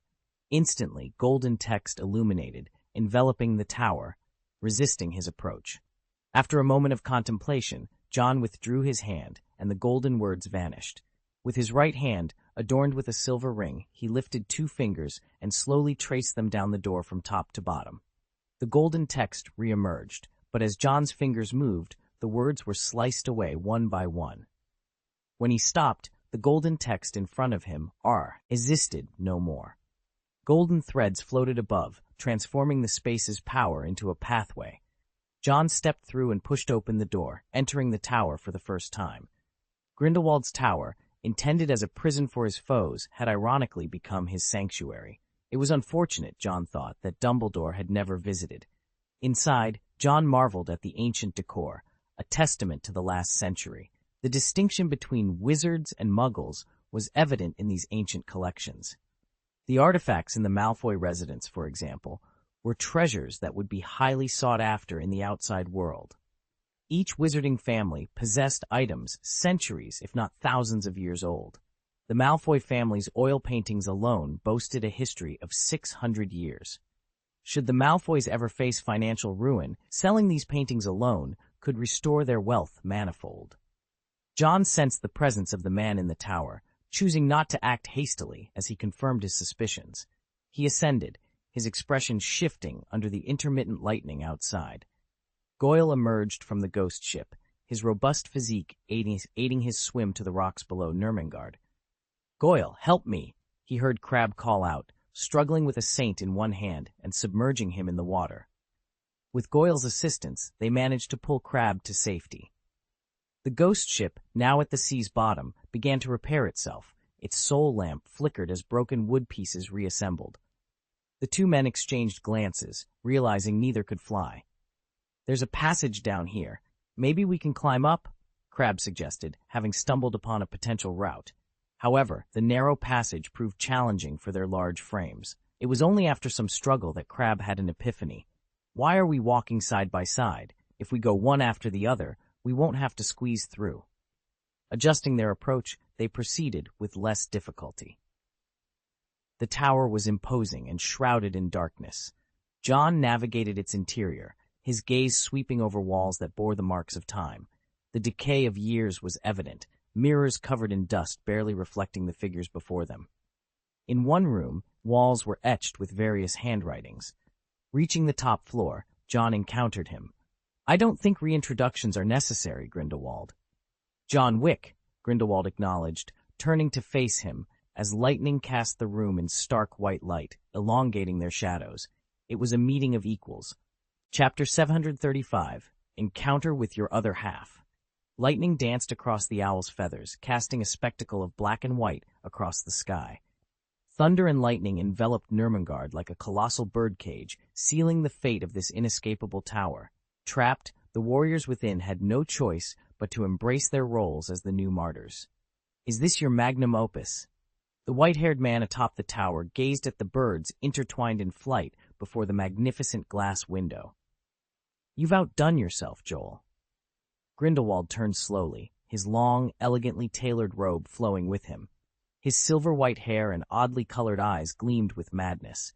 He resembled both an orchestra conductor destined for the grandest music halls and a revolutionary consumed by his ideals.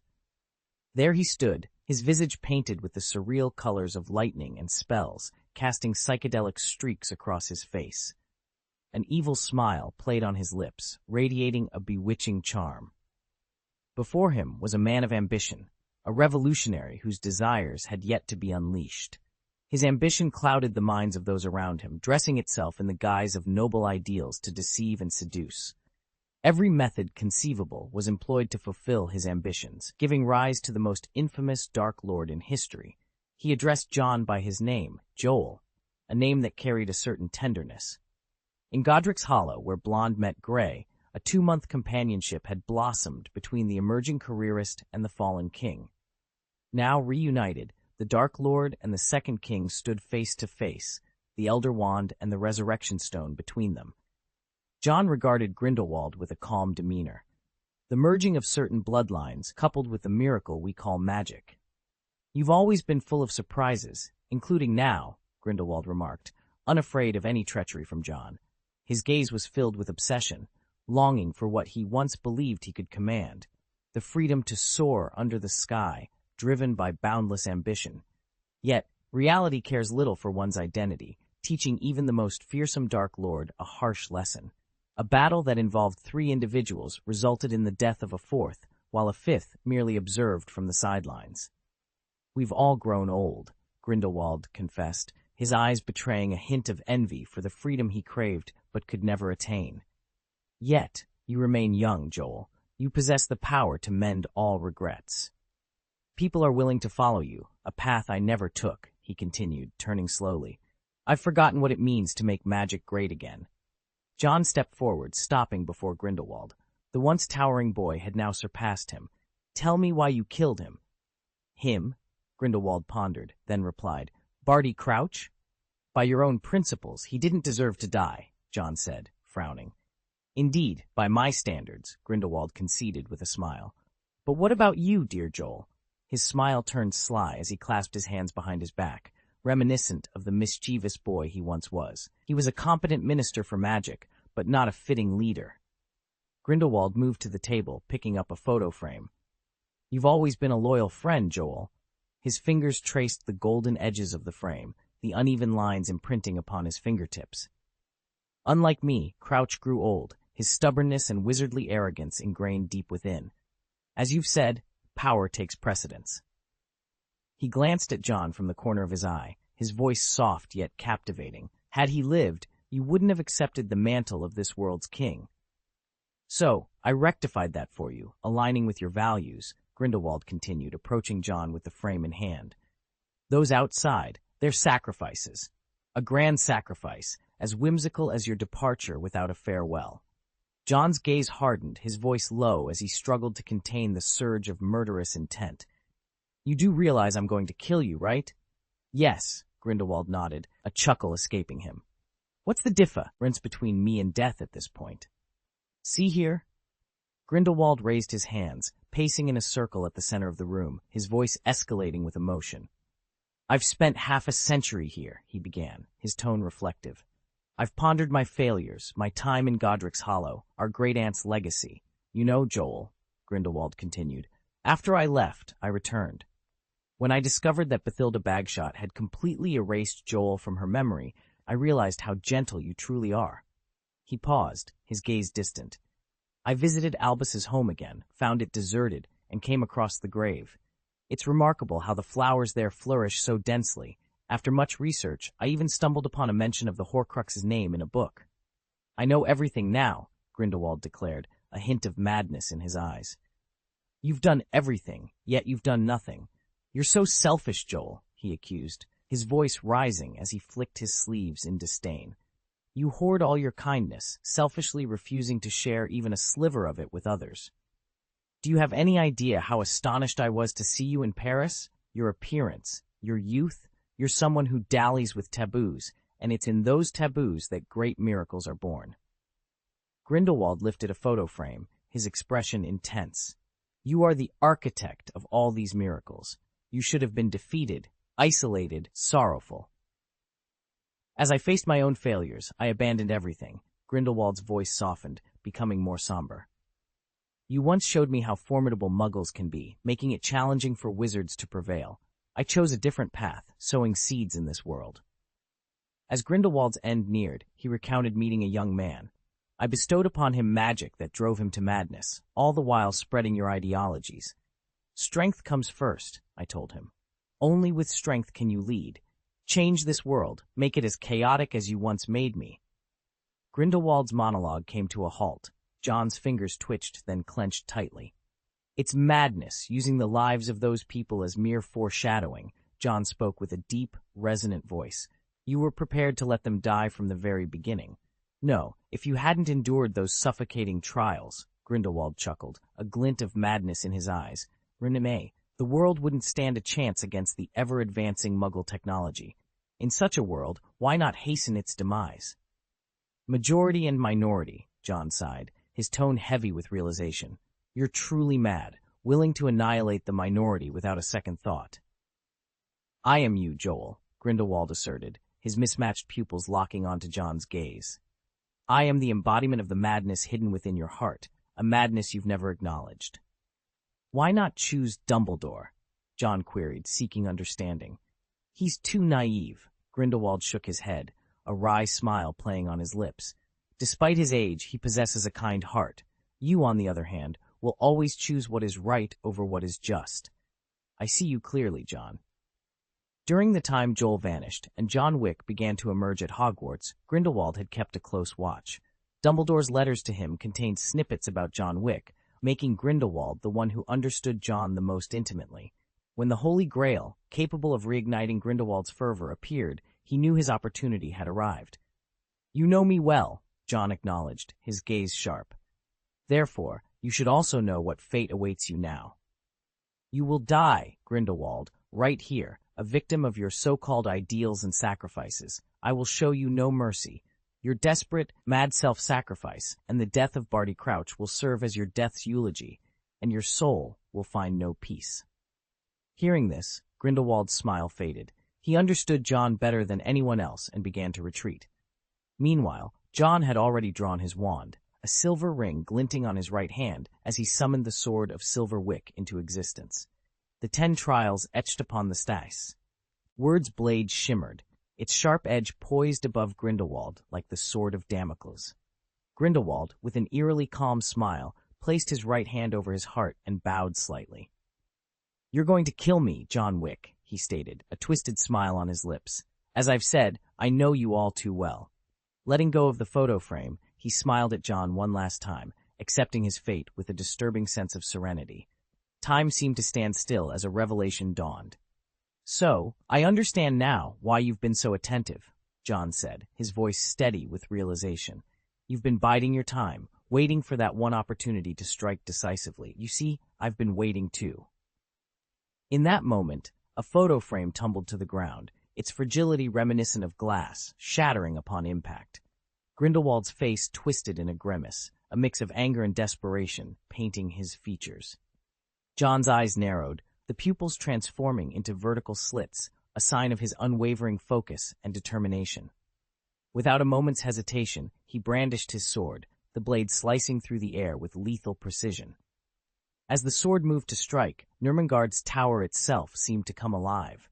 A brilliant golden light erupted from its core, weaving into intricate layers of runes. These runes spiraled outwards, forming a formidable barrier around Grindelwald, their glow a testament to ancient and powerful magic. The clash between Jon's sword and the magical runes created a spectacle of light and energy, a battle of wills and power. Grindelwald, caught in the midst of this maelstrom, could only watch as his defenses were put to the ultimate test. Chapter 736, I See Farther Than Anyone. Grindelwald spoke to Jon with a depth in his voice that resonated through the rune-etched walls of Nurmengard. I didn't see far enough. I see farther than anyone now, John Wick, he declared, his gaze piercing as he pointed at his heterochromic eyes and smiled malevolently. You know where to find me, he hinted, the implication clear that their confrontation was inevitable, but not here, not now. The outside world will become your burden, he warned, before his form twisted and vanished into thin air, leaving behind the runes that had powered Nurmengard for half a century, now a source of magic for Jon to contend with. Jon found himself engulfed in gold, a situation reminiscent of Voldemort's own ambitions, yet he was no Voldemort. A surge of dark energy erupted from his eyes, and his body seemed to explode with power. The golden sea around him was infiltrated by tendrils of black air, which quickly expanded, engulfing the space in darkness. With a determined gesture, Jon swung his sword, shattering the prison of golden runes. Outside, the once golden tower was now marred with black cracks, spreading across its surface until it was completely enveloped in darkness. In the next moment, the darkness receded into Jon, leaving him with a grim expression. He observed the last flames consuming photographs, their final images disappearing into ash. Glancing at his hand, he noted the wound healing rapidly, a testament to his resilience. Exiting the tower, Jon's presence seemed to mark the end of an era. Below, the remnants of the battle were evident. Roses wilted, and the air was heavy with the passing of life. Few saints remained, their resistance futile against the overwhelming forces. Amidst the chaos, Theodore lay grievously injured, his lifeblood mingling with the earth. Pansy, in a desperate attempt to save him, was pushed aside as Theodore took a fatal blow meant for her. Approaching calmly, Jon commanded, "Get out of the way." With a mere touch, he healed Theodore's wounds, leaving Pansy in tears of relief. Surveying the aftermath, he noted the fall of the last saint to Barty Jr.'s curse. The dark times in the wizarding world seemed to be at an end, a fact witnessed by all through the broadcast. The name Sir Wick became synonymous with respect and legend within the magical community. Celebrations erupted in front of Weasley's wizard wheezes, the joy palpable as people cried and cheered for the end of their hardships and the dawn of a hopeful future. Fred and George Weasley, ever the entrepreneurs, announced discounts and freebies, fueling the festive atmosphere. The International Federation of Wizards shared in the global relief, their long battle against the Saints finally over. Yet, amidst the jubilation, Percy Weasley remained troubled, his gaze fixed on the screen, pondering the whereabouts of Grindelwald, the shadow still looming over their victory. The question hung in the air, casting a shadow over the previously joyous atmosphere. Everyone's gaze shifted to the figure on the screen, the king emerging from the tower. The question on everyone's mind was, where is Grindelwald? As John Wick stepped out of the tower, speculation ran rampant. Could he have defeated Grindelwald? The tumultuous events within the tower had not gone unnoticed, but the absence of any visible injuries on John's body raised doubts. Was Grindelwald too weak, or was John Wick exceptionally strong? The crowd was eager for answers, hoping to hear from John himself that the ordeal was over, whether it involved Grindelwald's demise or the end of an era. They waited with bated breath for him to speak. Meanwhile, at Hogwarts, a mirror shattered, scattering fragments across the floor. Dumbledore gazed at the broken pieces, a silent contemplation etched on his face. A shard had cut his finger, drawing blood, but with a simple gesture, the bleeding ceased. He knew that Grindelwald and John had crossed paths, yet he was acutely aware that such an encounter was unlikely to bring joy. Dumbledore understood Grindelwald's intentions all too well. the man was as unhinged as ever. It seemed that among those who had changed, Dumbledore was the only one. He sighed, reflecting on his role as the third of the three brothers, a position he had always occupied. John surveyed the aftermath, realizing the battle had not been as costly as feared. It was a conflict observed by wizards worldwide, yet he did not consider it a victory. Grindelwald had chosen to flee, opting not to make this his final stand. Grindelwald, capable of foreseeing the future, had orchestrated his departure, preferring to pursue his vision of elevating magic rather than embracing martyrdom. Through their confrontation, John had gauged Grindelwald's strength to be formidable, on par with his own, even without the Elder Wand. The outcome of their duel, had it continued, remained uncertain. "You've lived a life of cruelty, yet now you speak of kindness?" John scoffed, questioning Grindelwald's motives. Was the stage not grand enough for him, or did he seek a different end? Grindelwald's intentions were far from benevolent, mirroring the darker aspects of John Wick himself. Neither man was willing to relinquish their ambitions easily.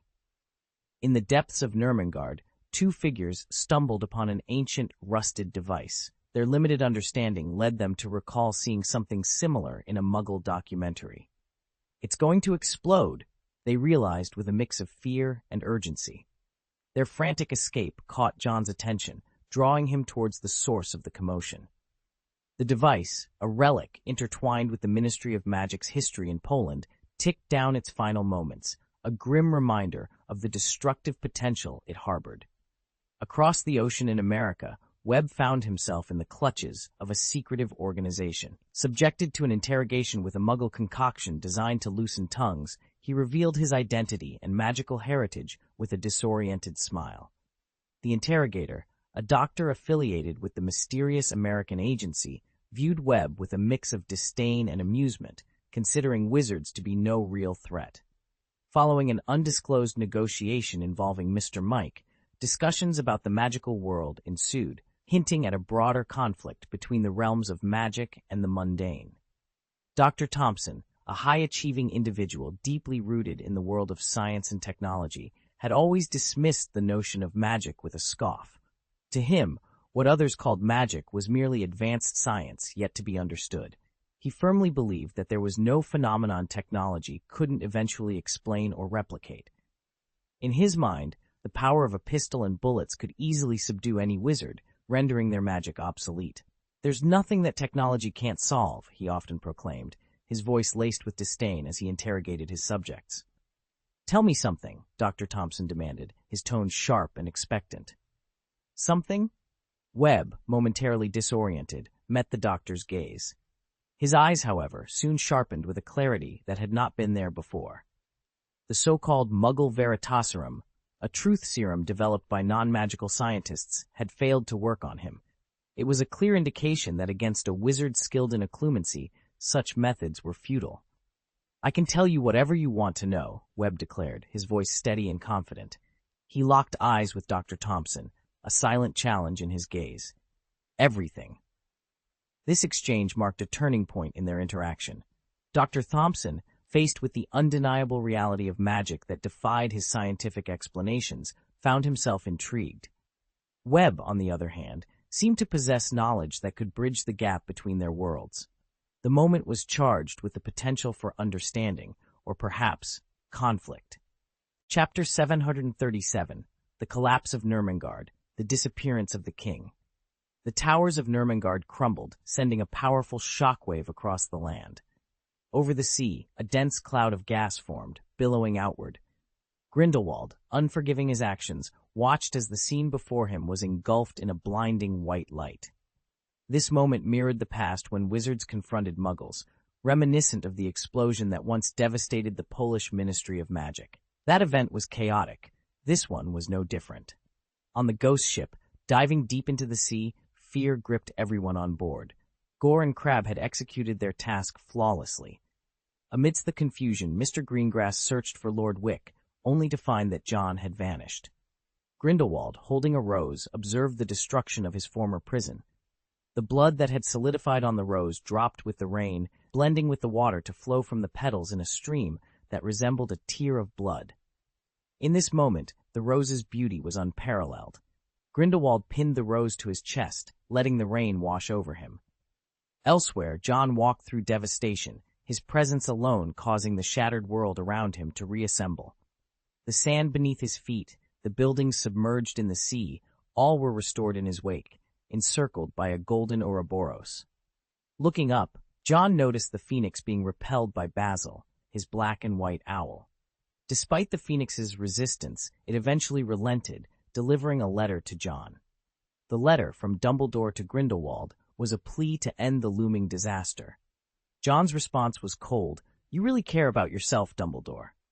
With a wave of his wand, John dismantled the Ouroboros, and the ruins of Nurmengard relinquished the Deathly Hallows symbol left by Grindelwald. Clutching the symbol, John's eyes clouded over with a gray veil. He foresaw a battle, a repetition of history where the Second King and the Dark Lord clashed on an isolated island, a duel reminiscent of the one in 1945. The Second King was now missing. In the aftermath of the explosion, the magical world was in turmoil, unable to fathom the loss of their king. Daphne Greengrass, upon her father's return, sought news of John. Neville, Percy, Draco, Fleur, and Cedric all confirmed his absence from known locations. The disappearance of John, a figure as stabilizing as the mythical Dinghai Shenzhen, left the wizarding world in disarray. Even the ministries of magic, now hesitant to act, dispatched search parties to the ocean. In the Ministry of Magic, Percy, looking somber in his office, speculated, John wouldn't leave without a word. Did Grindelwald have a hand in this? As members of the Quanxingxi and close friends of John, they were among those who understood him best. The explosion at Nurmengard had far-reaching effects, and the notion that it could have ensnared John seemed impossible to them. John possesses the remarkable ability to teleport to any location at will. Without uttering a word, he had already set his sights on a formidable challenge. "Perhaps he's gone to confront Grindelwald," suggested a voice through the badge, voicing the group's speculation. Heinrich responded, "We're aware of his capabilities. This duel is beyond our reach. He's seeking to prove his mettle, akin to his confrontation with Voldemort." The notion of needing to prove oneself seemed ludicrous when applied to someone of John's stature.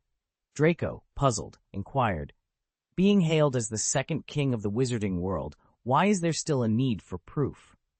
Heinrich clarified, "Our king refuses to be labeled as second to anyone. Such a title does not suit a king with Slytherin's ambition.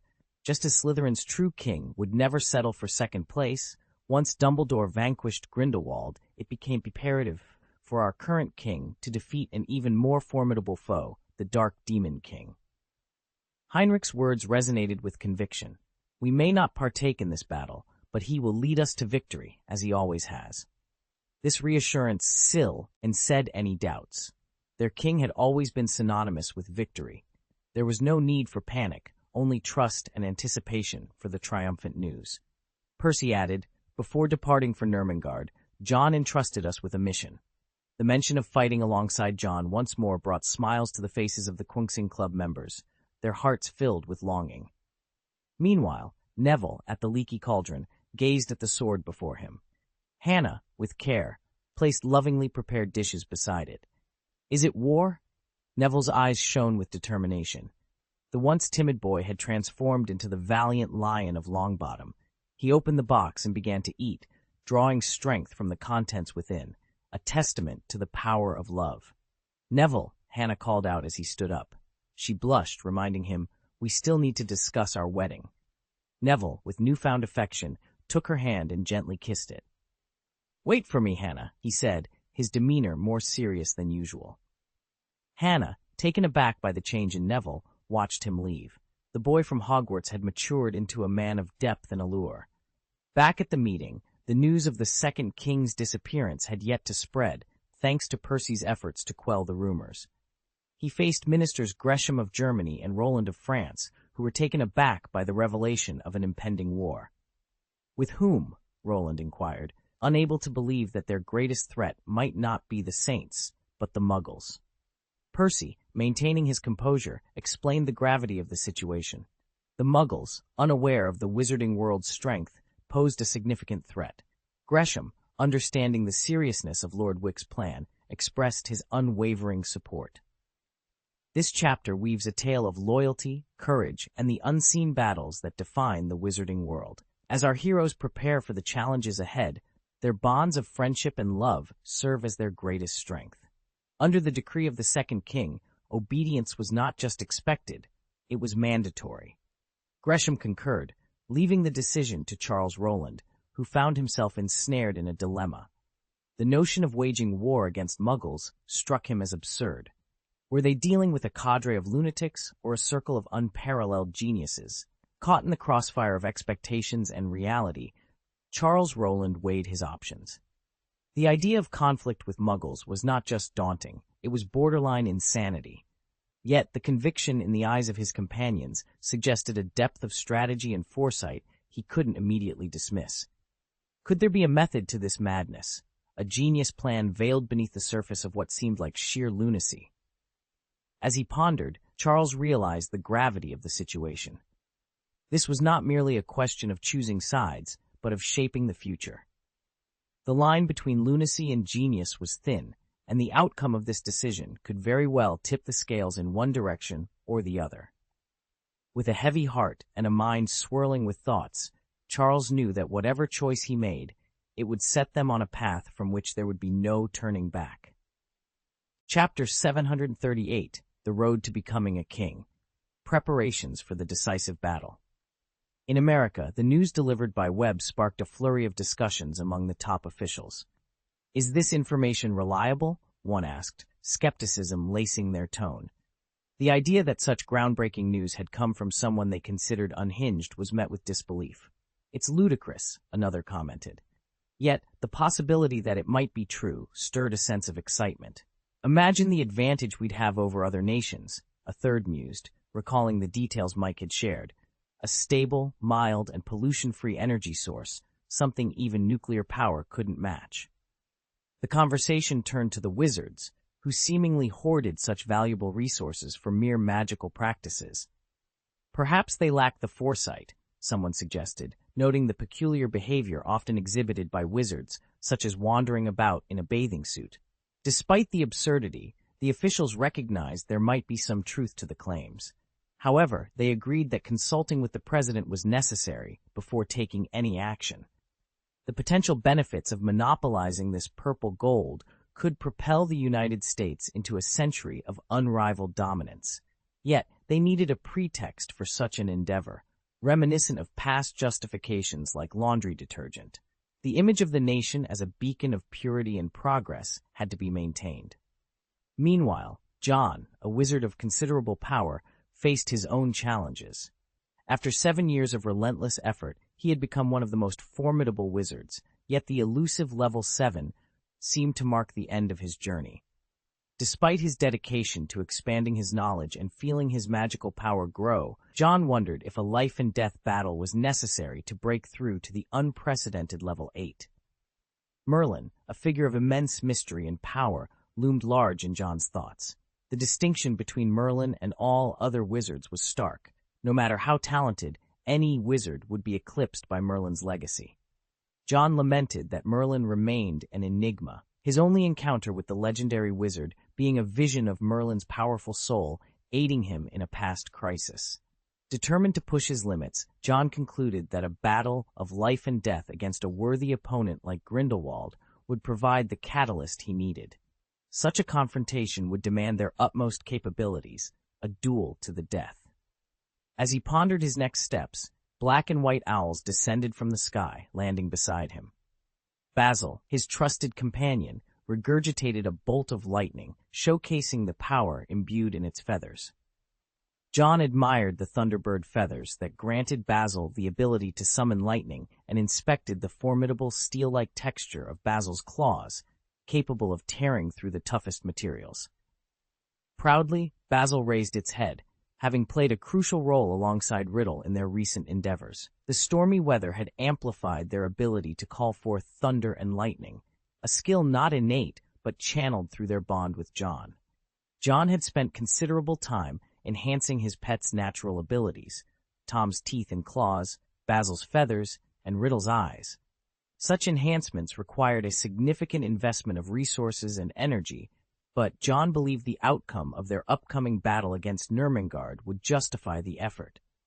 In this decisive confrontation, every advantage would be crucial. Harnessing magic for such a task is no less challenging than recreating a horned snorkack. The residual magical energy from the magical outburst transformed these two owls. As Riddle entered, the formidable owl spread its wings, its black feathers resembling wrought iron, with each feather's edge as sharp as a blade. Its strong claws could easily crush stones. John examined them closely. The intricate patterns on the feathers would transform into a covering over each feather when energized, revealing tens of thousands of magical runes. Maintaining these runes required a significant effort from John. Even with this, it's unlikely to inflict substantial damage on a phoenix, John remarked, causing Basil to bristle with dissatisfaction. Basil had previously clashed with Fox, the phoenix, who hadn't retaliated, yet the phoenix's flames and potent magical energy had overwhelmed Basil, preventing it from securing victory. Gently stroking the heads of the two owls, John noticed the ground beneath his feet shifting. The molten symbol of the Deathly Hallows transformed into a small snake, guiding John towards his intended battlefield. Magic, after all, was meant for bending the rules, wasn't it? John withdrew his wand, a birch wand with a core of thunderbird feather, which had been his companion for over a year. Now it was reaching its limit. John's surging magical power, especially potent due to his silent casting, had begun to corrode the wand. The wand, enveloped in golden magic, began to heal from the scorch marks, gradually returning to its original state under John's tender care. Raising his right hand, it was covered in silver, with occasional flashes of purple lightning emanating from the 5 supermagical crystals embedded in it. The blue Philosopher's Stone further amplified these energies. Gazing at the stone, John summoned a silver and exquisite sword into his hand. Engraved upon it were the 10 trials of a witcher, and its hilt was adorned with the highest crystal of alchemy, the red magic stone, a source of infinite magical power. This sword, having journeyed through time, touched souls, and ventured into other worlds alongside John, had witnessed the confluence of celestial spheres and nearly ended Voldemort. It had evolved into a treasure rivaling the Sword of Gryffindor. Through continuous refinement, John had realized a dream he had harbored since his school days. "You were named Wick, and now, alongside me, you must prove your worth," John whispered to the sword, which trembled slightly in response, as if eager for battle. Like John, it yearned to etch the proof of its kingship upon itself. Looking up, John saw Basil and Riddle ascend into the sky, their flight cutting through the darkness with bolts of lightning. They were heading towards a place shrouded in mist, now being dispersed, marking the final challenge on John's path to kingship. Meanwhile, a submarine, acting on received orders, hastened towards a set of coordinates, ready to play its part in the unfolding adventure. Chapter 739, The Battle of the Century. John glanced at his badge, a smile tugging at the corner of his mouth. "It seems my friends are worried about me," he mused. He looked up at the sky, noting the poor weather that had persisted for days. It was as if the elements themselves were setting the stage for the decisive battle at the end of the 20th century. Basil and Riddle tore through the fog ahead, their wings stirring thunder and lightning, heralding the storm. The tumultuous weather whipped up 2 massive whirlpools in the sea, tearing at each other with ferocious energy. The ghost ship, illuminated by a blue soul lamp, navigated between these whirlpools, its passage marked by a trail of ethereal light. Despite the raging storm, the ship remained undeterred, its form shifting and adapting to the tumultuous sea. "This battlefield is truly unexpected," John remarked, an eyebrow raised in calm appraisal. The sea and wind surged, threatening to spawn a waterspout. Riddle, with the precision of a skilled predator, swooped down from the sky, its wings slicing through the nascent sea dragon, causing the tornado to collapse in on itself. The ghost ship continued its journey, eventually reaching an island far removed from human civilization. As it landed, the fog that had shrouded their path lifted, revealing a desolate landscape. It was as if the goddess of spring had cursed this place, stripping it of all life. Yet the island was rich in minerals, with crystals jutting out like spikes, leading to a throne made of blood-red crystals at the end of the path. Atop the throne sat a white-haired man, his posture relaxed, one hand supporting his chin and the other hanging loosely by his side. His old wand, a symbol of power, dangled from his fingertips. His lazy pose was contradicted by the wicked, captivating smile on his lips. "Do you like it?" Grindelwald asked as he rose from the throne, his hand caressing the scarlet structure. "I crafted this throne for you," he declared, his tone leisurely. "A baptism of blood is necessary to animate this throne, just as our endeavors require." John approached slowly. "That blood, would it be yours?" he inquired. "It could be yours as well," Grindelwald replied, not denying the possibility. He descended the steps, locking eyes with John. "I'm aware of your machinations. You're plotting a war." "At this point, our goals align," John responded calmly. "You, too, are planning a war." The two stood opposite each other beneath the throne, an air of mutual understanding between them. John drew his wand, addressing the remnants of Grindelwald's past efforts. "Those seeds you left behind during the war, they've begun to sprout, haven't they?" Grindelwald pondered for a moment before shaking his head. "Not quite. They're not under control. They once shared our ideals for creating a new world, but now—" He trailed off, a smirk playing on his lips. "They've become a group of moths, aimlessly fluttering." John tilted his head, contemplating. "If these people are like moths, it's surprising the Muggles haven't taken notice." "It's their descendants who are of interest," Grindelwald clarified, the two conversing like old friends reuniting after years apart. "Consider World War II in the Muggle world. It was a tragic conflict, yet it underscored a harsh reality. Wizards could not emerge victorious. Adversity and crisis fuel progress," John mused. "The desire to survive, to avoid being killed, drives innovation." "Exactly," Grindelwald agreed, nodding. "The leaps in Muggle development post-war are testament to this. They understand that technology is their lifeline." Following the war, they initiated Operation Paperclip, recruiting scientists from their former adversaries. "These individuals, once underdogs, became pivotal to their enemies' advancements," Grindelwald continued. "They exploited this knowledge, these resources, which should have nurtured a new generation, turning them into tools for their own ends. They used them as their own nourishment, quite majestically." John mused, his gaze fixed on Grindelwald. "If I hadn't shown up, would you have proceeded with the same plan? To integrate wizards into the Muggle world?" "Yes," Grindelwald admitted, a hint of madness flickering in his eyes. "Wizards have served Muggles for a while. The plan was to blend wizards into the Muggle society, extract what they needed, and bide our time. Muggles wouldn't hesitate to exploit every ounce of value from wizards, just as they once did with simpler resources like paperclips. It was a solid plan. By disseminating those concepts, wizards with unique abilities would act as checks and balances against other wizards within various Muggle government factions." "Why did you abandon the plan?" John inquired, stroking his chin thoughtfully. "It seems like it could have been effective." Grindelwald smiled wistfully and shook his head. "It's been too long. Our resolve isn't as strong as it once was, and you must have noticed, Joel, that compared to Muggles, wizards are far more prone to extreme emotions." He continued, "The wizarding education system is a prime example. Despite its ancient origins, it's far less developed than that of the Muggles. Hogwarts, with its 1,000-year history, doesn't come close to the maturity of Muggle education systems. This is, frankly, appalling. Even the Neon Magic Institute shows more foresight than most, preparing young wizards for magic well before they turn 11. Hogwarts, on the other hand, barely acknowledges wizards until they receive their acceptance letters at 11. By then, their worldview is largely shaped by Muggle influences, especially for those born to non-magical families. This imbalance makes it impossible for wizards to use paperclips to dismantle Muggle society from within. Instead, they find themselves assimilated." John nodded, understanding the gravity of Grindelwald's words.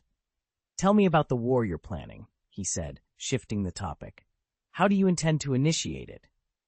"We need an opportunity to demonstrate our strength," Grindelwald explained. "The provocative news you've been spreading?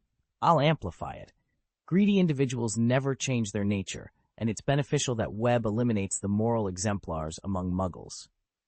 "You're a natural-born conspirator," John remarked, a hint of admiration in his tone. "Even without my involvement, your plan would have succeeded," Grindelwald pointed out. The conditions you've set are irresistible. Should I take that as a compliment? John quipped, his right hand adorned with a silver ring. If you wish, Joel, Grindelwald replied, slowly raising his wand. I'm sorry, but I'd rather not, John countered, his hand now covered by a gauntlet adorned with 5 purple crystals and blue gemstones. Summoning the sword of silver Wick into his right hand, he prepared for battle, wand in his left hand and sword in his right. Perhaps in death you can pass my regards to my old friend Barty Sr., John said coolly. As he uttered the spell, Reducto, white and blue lightning clashed in the air, unleashing a terrifying wave of magical power. The force of the collision sent shockwaves across the island, shattering crystals into powdery fragments. John then directed the energy skyward, causing a brilliant explosion. In front of him, 10 pieces of iron armor, cursed armor, materialized, but 9 were instantly destroyed. The last one was pierced by a silver light as John, with a swift motion of his sword, cut through the air, creating an invisible edge that extended towards Grindelwald's last known position. However, Grindelwald had vanished, leaving only an explosion in his wake, signaling the intensity of their confrontation. With a decisive swing of his sword, John shattered the iron armor curse summoned by Grindelwald with a sound reminiscent of a tooth breaking. In an instant, Grindelwald vanished once more. The ground beneath John's feet gave way suddenly, but before he could fall, black crystal spikes thrust upwards from the newly formed pit, aiming to impale him. Reacting swiftly, John G his wand downwards, transforming the mud on either side of the pit into 2 large dogs that leaped to intercept the spikes. Using the heads of these mud-formed guardians as stepping stones, John propelled himself upwards as a brilliant light erupted from his position. With his sword poised, John sliced through an incoming curse, causing it to veer off harmlessly to the sides. I found you, he declared, his eyes narrowing into vertical slits, a clear sign of his heightened focus. Grindelwald, caught in the act of moving, was momentarily immobilized by John's intense gaze. The ground around them exploded, and from the chaos, 2 white snakes emerged, swiftly entwining themselves around Grindelwald. A sharp popping sound resonated just above the snakes' heads as John, with a precise point of his wand, directed a beam of white light towards Grindelwald. The light struck the ground with ferocious intensity, creating a series of expanding potholes that stretched out for 10 meters. Amidst the destruction, John activated his meteor shoes, revealing wings that allowed him to hover in the air. From this vantage point, he observed Grindelwald narrowly avoiding the attack and emerging from the pit. With a swift motion, Grindelwald raised his wand and conjured a fire shield, Protego Diabolica, preparing for his next move in this high-stakes duel. Chapter 740, Level 7 versus Level 7. Blue flames erupted, transforming into a ferocious fire beast. John's eyes narrowed into draconic slits, and flames licked the corners of his mouth. Clutching the silver Wick sword tightly, he uttered an incantation in the ancient dragon tongue, proclaiming, I am a fire dragon. From the blade, a golden flame burst forth, morphing into a colossal dragon that clamped its jaws around the fire beast's neck. The 2 forces, the eternal flame and fiend fire, clashed fiercely, neither willing to yield. They compressed and intertwined, eventually forming a sphere of blue and gold. With a sudden burst, the sphere shattered, releasing a torrent of flames in both colors. Within mere seconds, the island was engulfed. Landing outside the crater, John massaged his neck.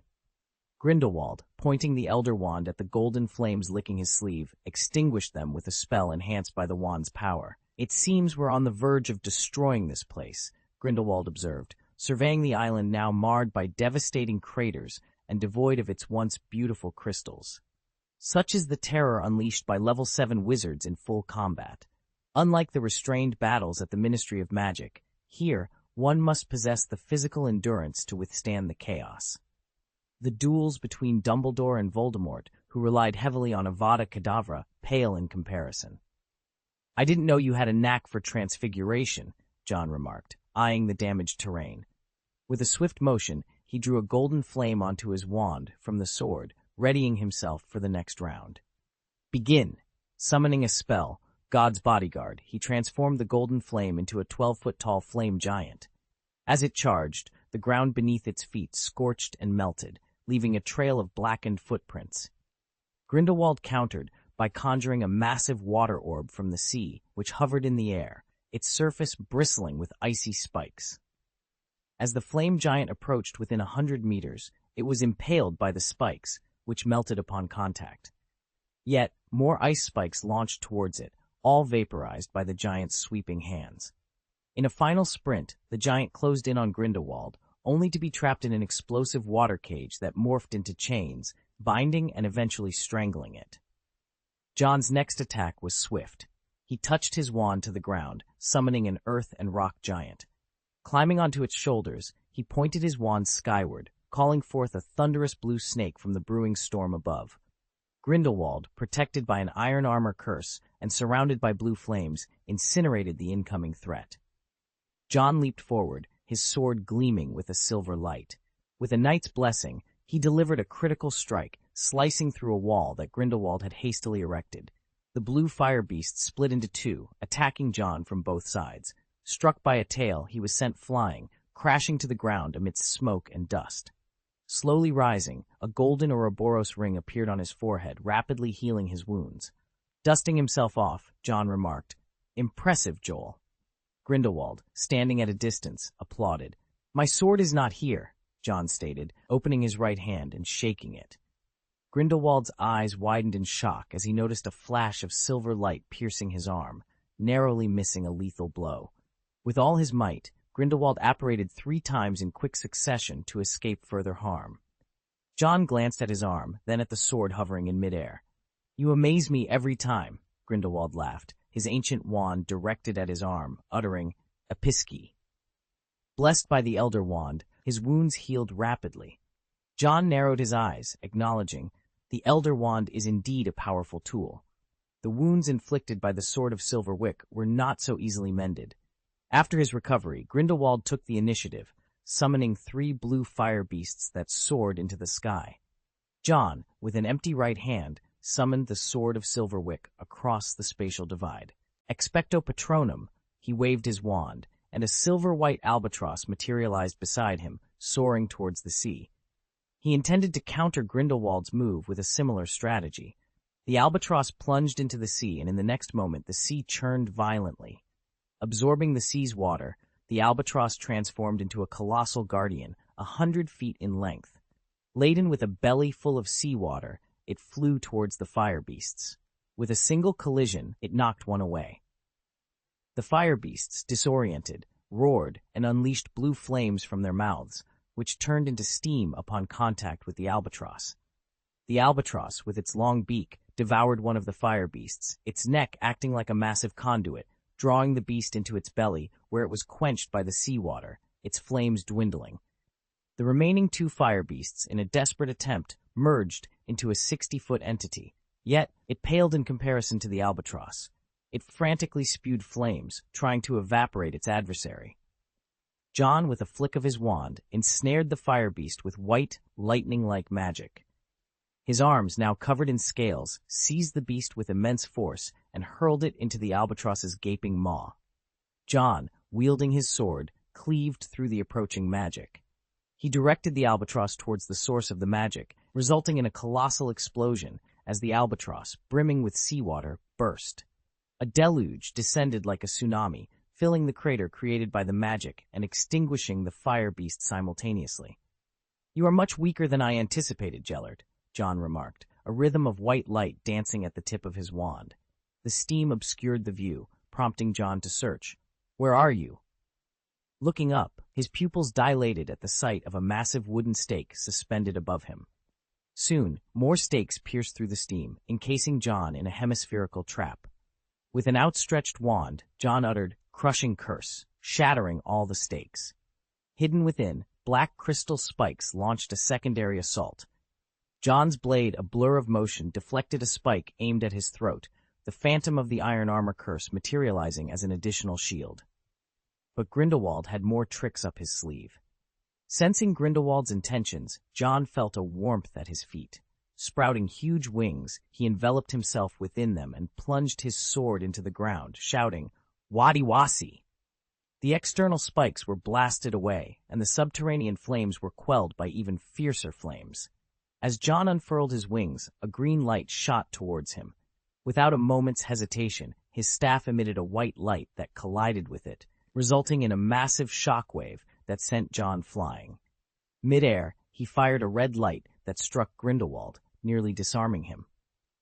John couldn't help but reflect on how Grindelwald's strength would have significantly diminished without the Elder Wand. Landing gracefully after spinning 3.5 times in the air, John glanced at his wand, from which white smoke was billowing. The air was thick with the tension of an impending magical duel. "Are you going to hide forever?" John called out as he stepped into the open. The once bustling island now lay deserted, its silence echoing his challenge. His gaze darted around, searching for any sign of Grindelwald. John suspected the use of a phantom curse and began to search for the chaotic particles that would confirm his suspicion. When he finally detected them, he didn't hesitate. Gripping his sword tightly, he unleashed a powerful slash, sending a mixture of flames and silver light spiraling into the air, the dry heat of their entanglement filling the atmosphere. Grindelwald could no longer conceal his presence. Emerging from his hiding spot, he brandished his wand, and with a swift motion, a bolt of strong lightning shot out, intercepting John's sword. "Break through thorns!" John shouted, using apparition to swiftly change his position and delivering 3 consecutive slashes. The magic-infused D-cuts coming from multiple directions forced Grindelwald to conjure a ring of fire to fend them off. Seizing the moment, John cast a potent, shattering spell aimed to be lethal.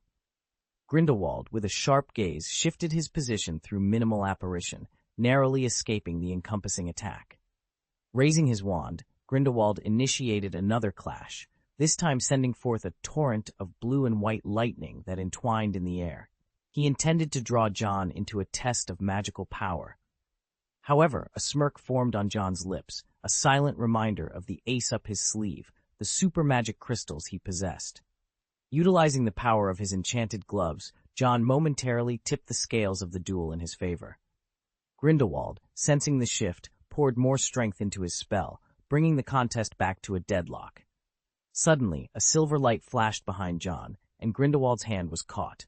He looked up to see a figure identical to John, a silver doppelganger, who greeted him with a sly, "Surprise!" "No," Grindelwald retorted, reaching out to grasp the doppelganger's collar. "I am." With those words, he invoked an object magic spell, generating a repulsive force that sent the silver doppelganger reeling backward. Then, in the brief silence that followed, a soft click resonated, hinting at the unfolding of yet another unexpected turn in their magical confrontation.